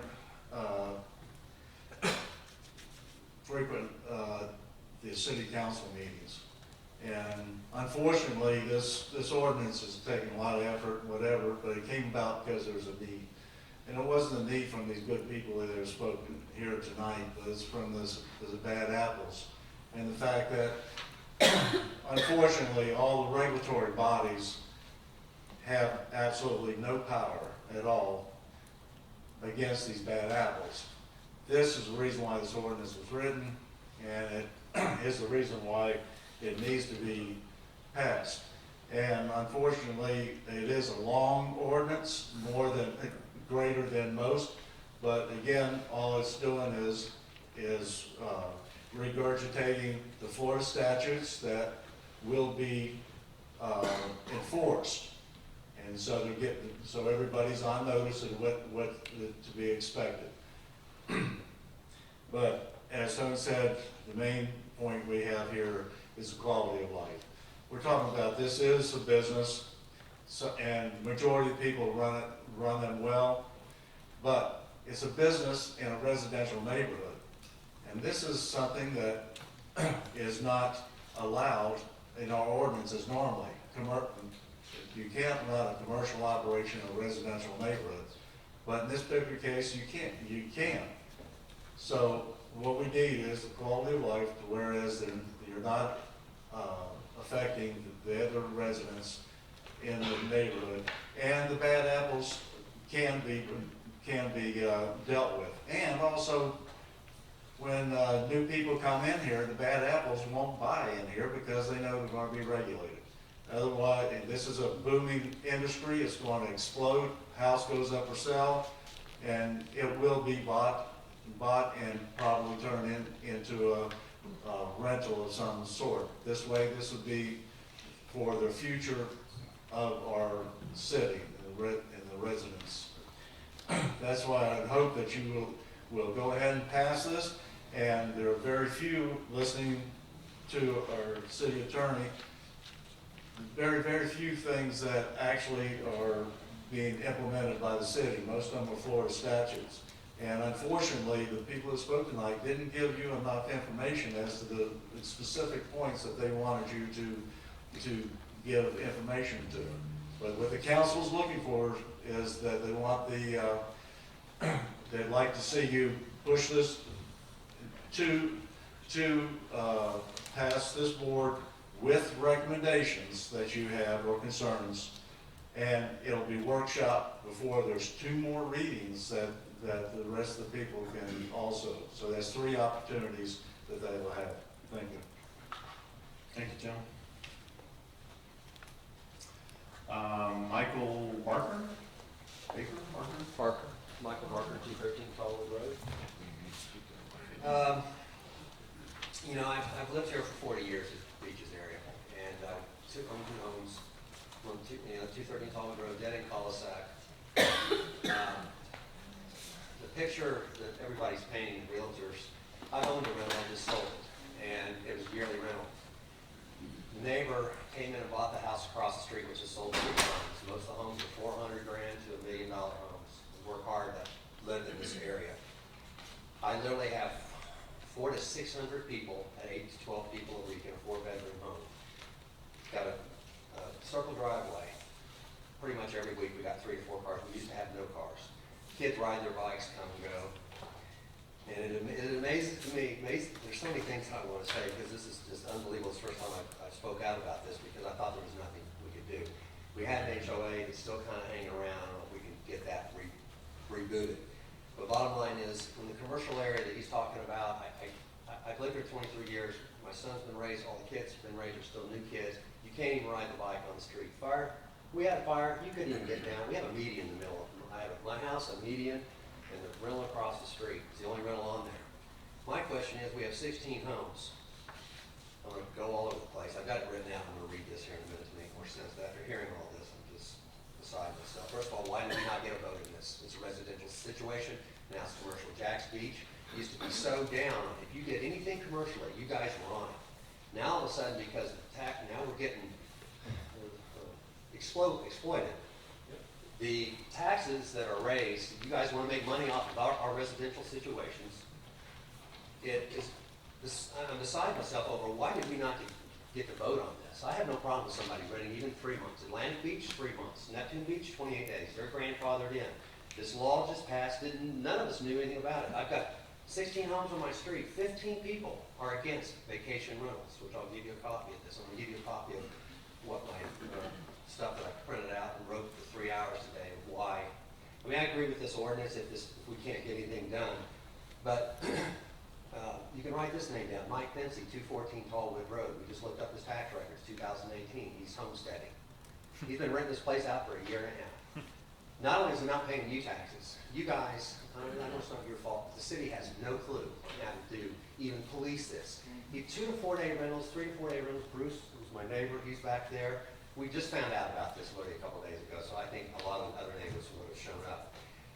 I don't know why, okay, Atlantic Beach, it makes me want to move to Atlantic Beach or Neptune Beach because they apparently aren't going to have these short-term rentals.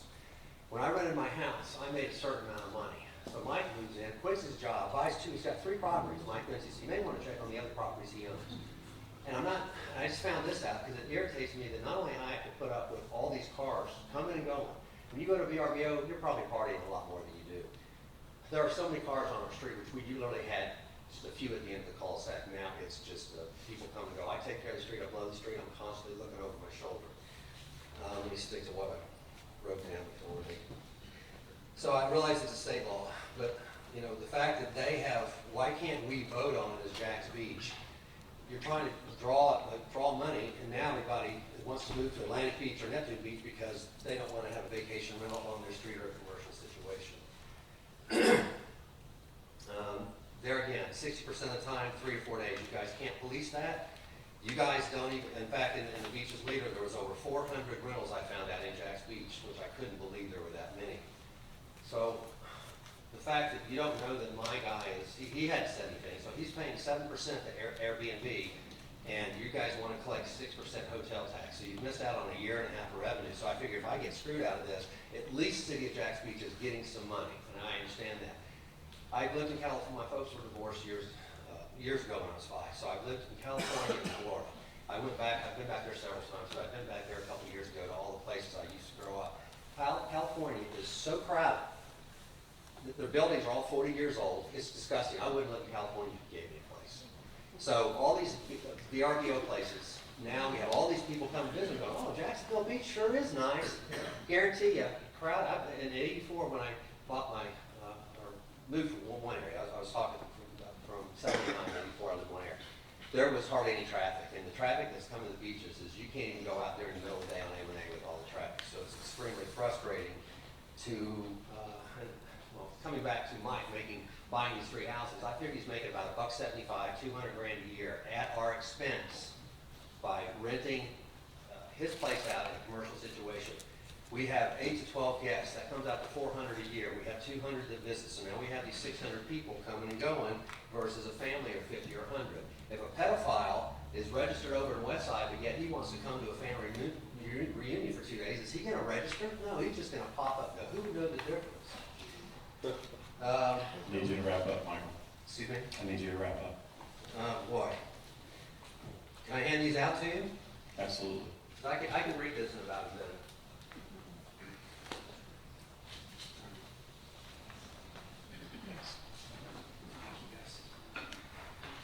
You don't need to read it. We'll read it. I would like them to hear it, but bottom line is we didn't have a vote on this, and I'm just beside myself that, you know, there again, my whole street doesn't want this. So the amount of money you can make on this, that's what drives this. And I understand what they're saying. Most people, they're on there for vacation rentals. We've had the pool parties it's like every day versus, you know, somebody throwing a birthday party. So it amazes me that we're being taken advantage of as residential customers, and we didn't have a vote on this. So I don't get it. It's so wrong on so many levels. Thanks, Michael. Michael Drog? Drog. Yeah. Mike Drog, 124 11th Avenue South, Jacks Beach. I am in favor of all the regulations as written in the current draft. I currently live as a neighbor next to an Airbnb, and I fear without regulations, everybody in the city is going to be a neighbor of an Airbnb. I urge the Planning Commission and eventually the City Council, as they look at this, to think about the residents.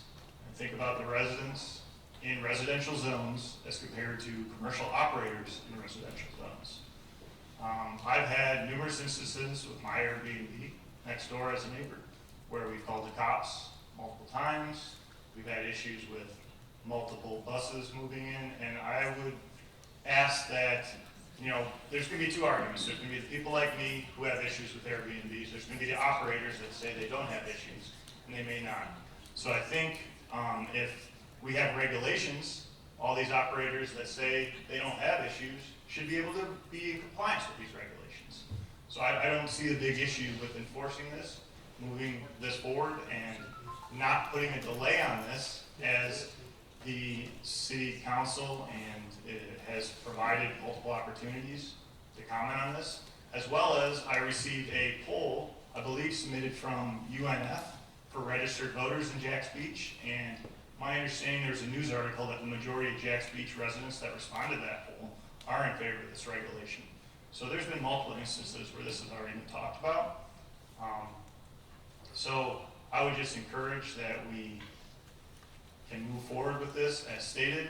I would like to offer one recommendation as far as the occupancy regulation that would solve not only just occupancy but also parking.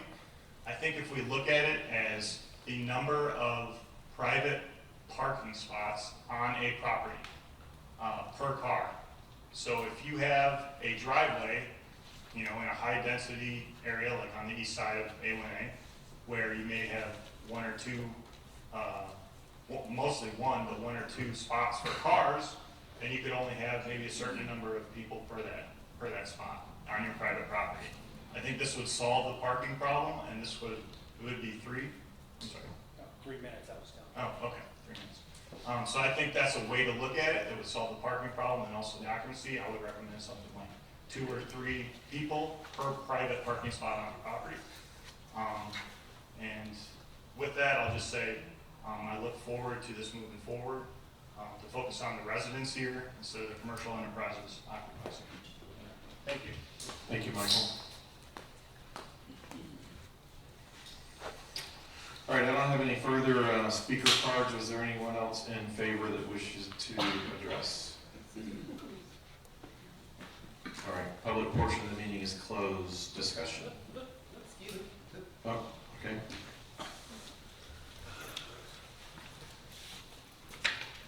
Not gonna make it long. Really just have one point I want to bring up. My name is Bruce Jacoby. I live at 210 Tallwood Road, Jacksonville Beach. West side of 3rd Street, across the street from the Intercoastal Waterway, a residential neighborhood, been there 25 years. It was nice and quiet until the house next door to me turned into an Airbnb. I've had food trucks in front of my house. I've had industrial vehicles parked for days at a time in front of my house. I've had up to 20 vehicles up and down the street. I can't do my yard work on Saturday morning. I have to go bang on the door, get cars moved. I hear music. Yes, I know there is a cutoff at 10 o'clock at night. My walls shake until 9:59. Then they stop it. I heard a comment earlier about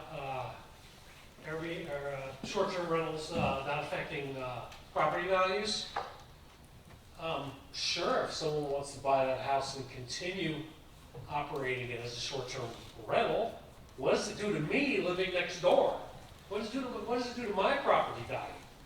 If I just want to sell the house to a nice family that would like to live there, I think if they're going to do their due diligence, they're going to think twice about purchasing my house with what's going on next door. Now, also, as far as the ordinance, or the proposal here for these ordinances, figuring out how many people are allowed to stay in the house, I know we've got several suggestions, but what keeps bothering me in my mind, because I've seen this firsthand over and over, the renter shows up on Thursday, things are quiet. By 8 o'clock Friday night, there's 20 cars down the street. By 11 o'clock the next day, they're all gone.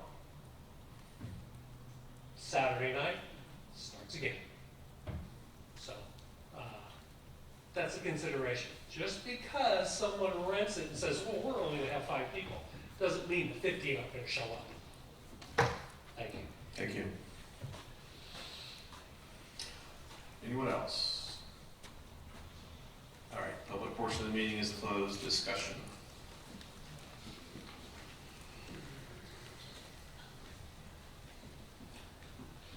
Ms. May, if you'd like to address anything, you're welcome to as well.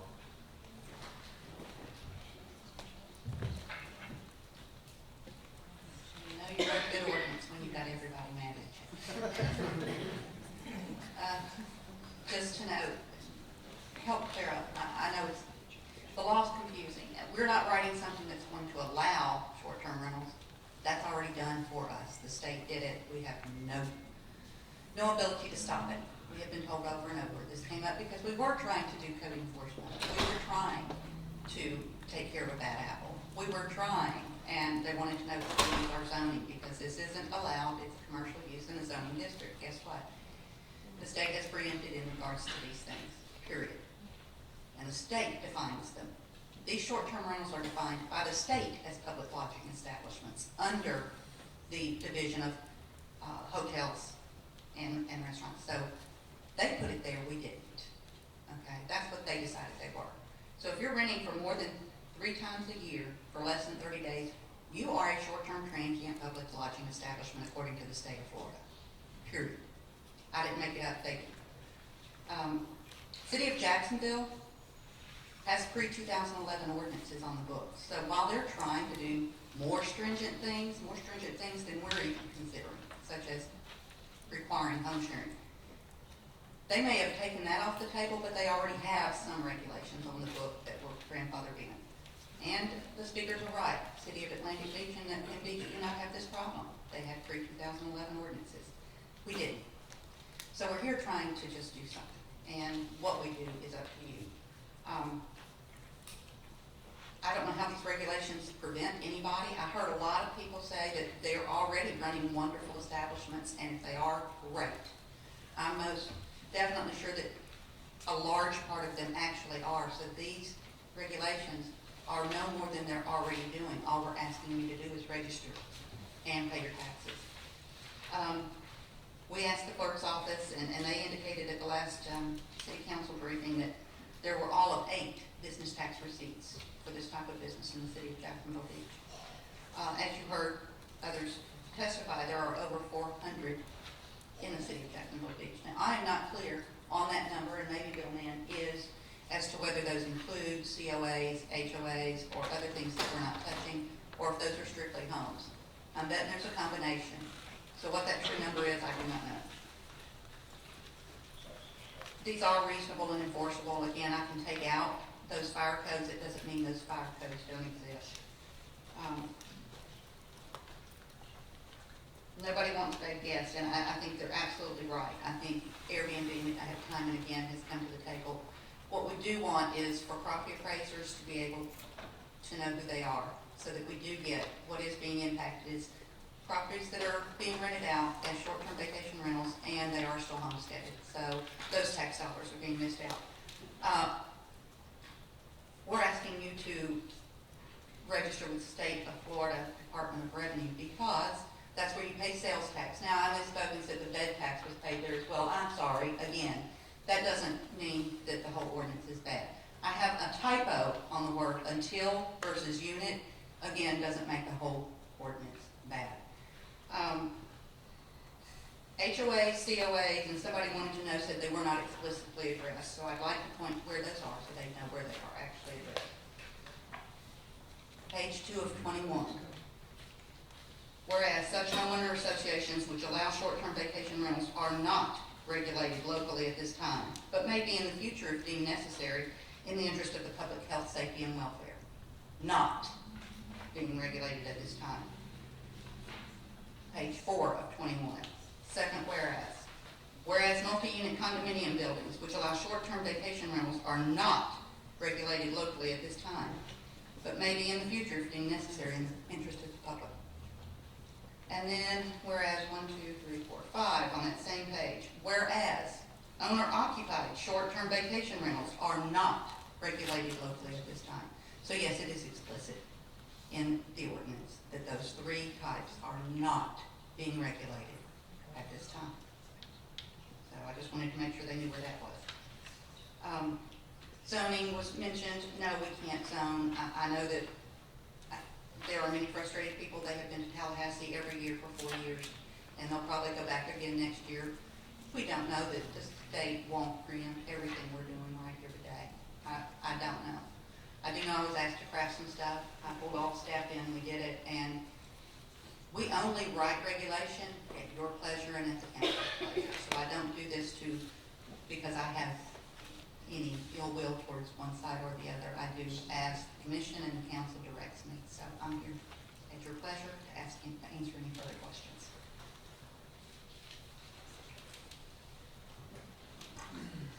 Two quick questions to the chair.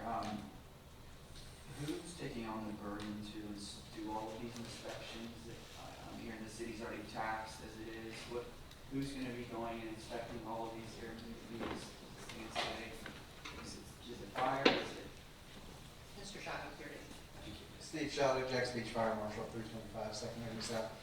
On the initial inspections, it'll come through you'll get the fire official, me, or some of my guys will go out and do the inspection. We anticipate to do each of these buildings. It might take a complete 10 minutes to get it up and running.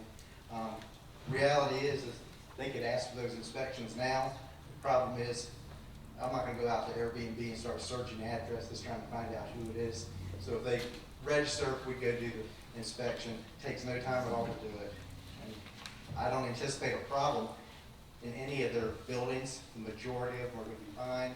Where we run into problems is some of the ones out there you see, we've been told there's some advertising 17 people, hold 17 people in that. Those are the characters you want to go find out what's going on. This is not safe for those residents. You know they've added bedrooms, they're overlooking them. But the fire official will be part of one, and then they were planning development, either code official or building official. Okay, thank you. Last question. Does anyone else have any questions or comments?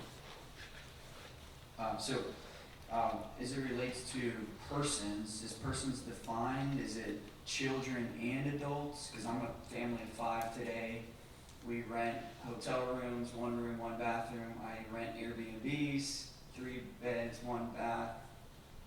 I don't think it's in there right now. It can certainly be defined. I've seen it in other jurisdictions as 16 and up. That's kind of how others have said, you know, it's really your adult. But they're calling adult at 16 and up. Okay.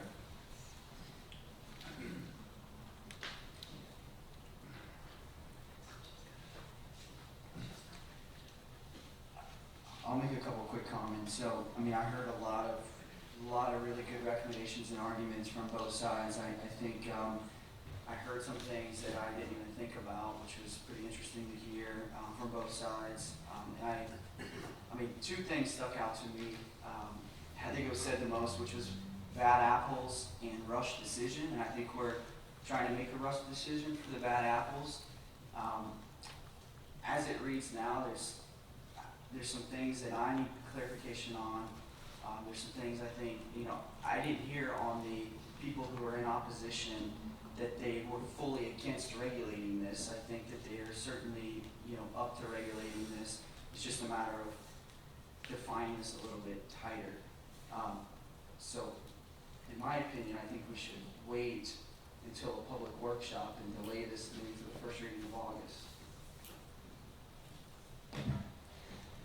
Well, I would respond with agreement with most of those statements. I would remind the audience and panel that we do not approve this text amendment. We simply pass it on as it is or is not, or do not pass it to the council. The council members are the ones that will vote on this to put it in. They will have a workshop before they go to a vote. So I think we have a responsibility to those good owners out there that have rental properties to allow them the opportunity to get on the tax rolls if they're not, to allow them the opportunity to make sure they're up to snuff with the state regulations, to make sure they're known entities in the city that the tax appraiser knows they're there, both for their benefit, for the benefit of the other citizens in the community, and for the benefit of their guests that are coming. And I believe we have a responsibility to the people that are homeowners and that have been longtime homeowners and that want to be able to live in their residential properties without the bad apples that everybody knows is out there. Everybody's seen them. Everybody knows they're there. And I don't think they're predominantly, but I think it could get out of hand. If you've been down south, there's some places south that do have those kinds of problems, and they are widespread. So I don't think that it would be unreasonable for the board to vote tonight to pass it forward to the council, which would have a workshop for all these people to speak at between now and the time they voted, and let the council amend it and vote on it, or they could send it back to us if they made major amendments. Thank you. And I'm going to echo exactly what you're saying. I use Airbnbs all the time, but again, the one across the street where I've got 20 plus people staying in a very small house with 10, 12, 14 cars bothers the entire neighborhood. I didn't move out here 14 years ago for that. And the good ones out there, you're going to do the right thing.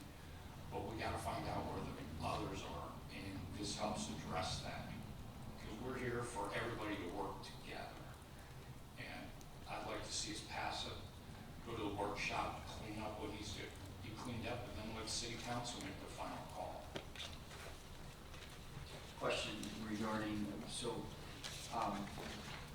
why would we not delay this until the workshop? And maybe you can just kind of help clarify for me. Why will we not delay this, have the workshop, it comes back before us with the cleaned up text, we then recommend to council to push the new cleaned up text to them so they can then have their readings and vote on it? Why must we approve it the way it is now? Oh, we don't have to. I said I think it would be reasonable to do so. That is another course of action that could be taken. And Ms. Ireland, you want to comment on that? The public workshop is scheduled for Thursday, June 27th at 5:30. And then it's scheduled to go to council in July, on the 15th. There's no first meeting in July. Denise and I discussed if there was enough substantial changes that came out of that public workshop, that it could potentially come back to you guys before it goes to city council, so it wouldn't possibly hit them until August, should that happen. But again, it depends on the level of changes from this version to after the public workshop and what comes out of that. My concern is that we're being asked for our insights on this very lengthy ordinance, and presumably you want them to be meaningful, and we haven't had that long to read it or understand it. I've read it, I'm not sure I understand it 100%. If you want our insights to be meaningful, I think we need perhaps the benefit of attending the workshop for at least more time.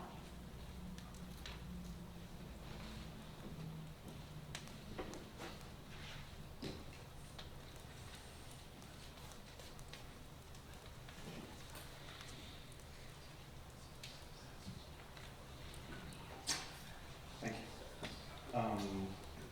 Any of us five here, has anyone had any ex parte communication? I did. If you have, identify that, please. Yes, I had a brief conversation with Janelle Wilson over the phone. We were going to meet. Unfortunately, I could not get my schedule together. So. I too had a discussion with Ms. Wilson, mostly about process.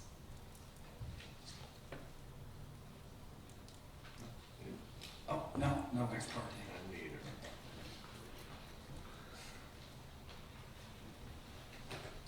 Look, this one's a hard one for me. I mean, I would not want to be next to a frat house. I think none of us in this room would want to be next to a frat house, but I think that we unfortunately have some bad apples that we need to clear up, and we need to find a way to regulate that. I think that this is very tight. There's things in here that I'm opposed of. There's things that I agree on. So with that, I would like to make a motion to delay until we have the public workshop on June 25th, and then have that new cleaned up text come back before June 27th, and then have the new cleaned up text come back to us versus approving this now and then hope that it comes back to us. So I'd like to make a motion to delay until public workshop. Second. I have a motion and a second for delay of the application post-public workshop. We can figure out an appropriate meeting. Britton Sanders, Yes. David Dahl, No. Margot Mooring, Yes. John Scott Walker, No. Greg Sutton. Yes.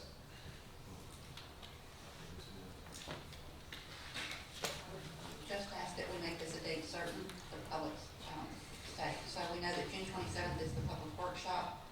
Your next meeting after that, we'll have everything. July 8th. It would be July 8th. I'm not sure we'd have time to advertise, assuming it still moves forward to planning commission, so we could do it on the 8th, and just presume that it moves What is the forward. fourth one? Or July the 22nd. next one would be the 22nd.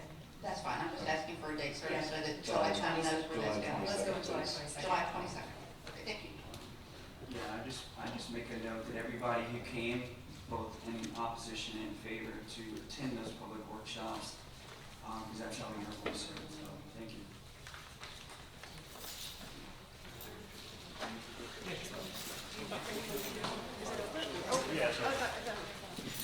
If y'all could exit quietly, we've got one more case to hear, so thanks.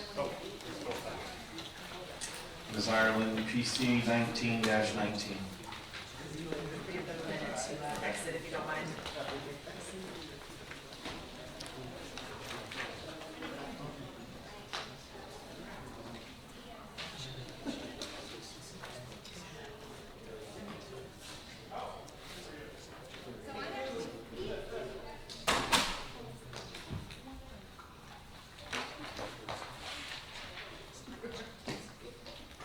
Just got the diehards left. Okay, guys, ready?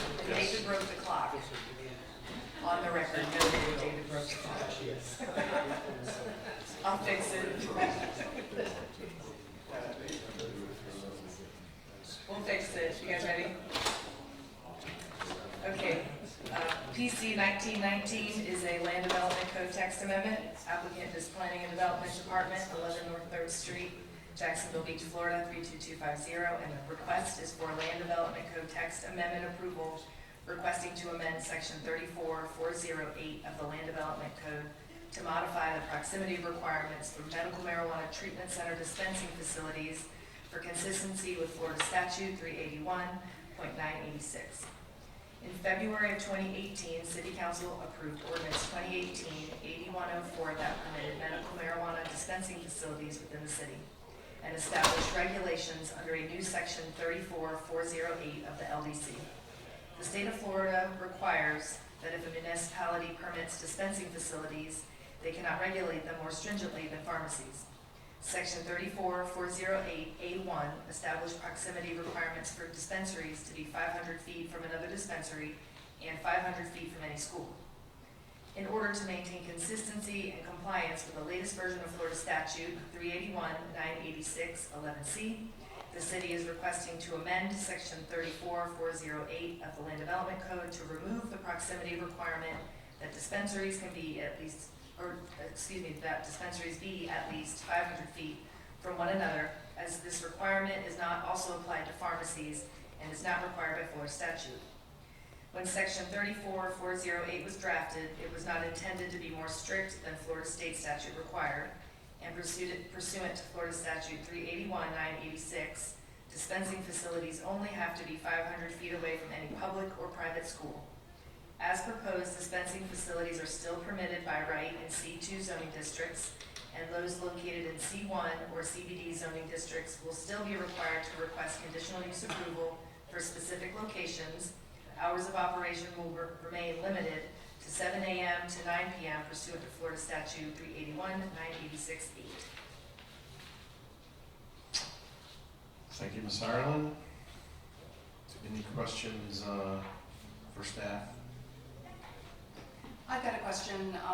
The report says the latest version of Florida Statute 381, et cetera. Is that because this changed from when we originally adopted it? I believe it may. I don't recall specifically that far back exactly where we got that language from, but we want to stay consistent with the statute regardless of what it says at this time. Because that's what it says right now. We can't regulate them more stringently than pharmacies. And when this first came out back in 18, that was not the intent that we recall of making them more stringent than the Florida statute required. So we want to remove that so we stay consistent, because we don't have that the intent to apply that to pharmacies as well.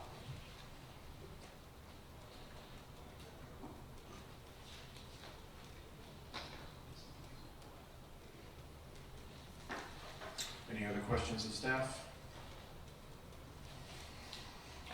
All right, I don't have any speaker cards for this item. Is there anyone that wishes to speak in favor or in opposition? Seeing none, public portion of the meeting is closed. Any discussion, or do I have a motion? Motion approved. Second. I have a motion and a second. Roll call vote, please. David Dahl, Yes. Mark Mooring, Yes. Britton Sanders, Yes. John Scott Walker, Yes. Greg Sutton. Yes. Great.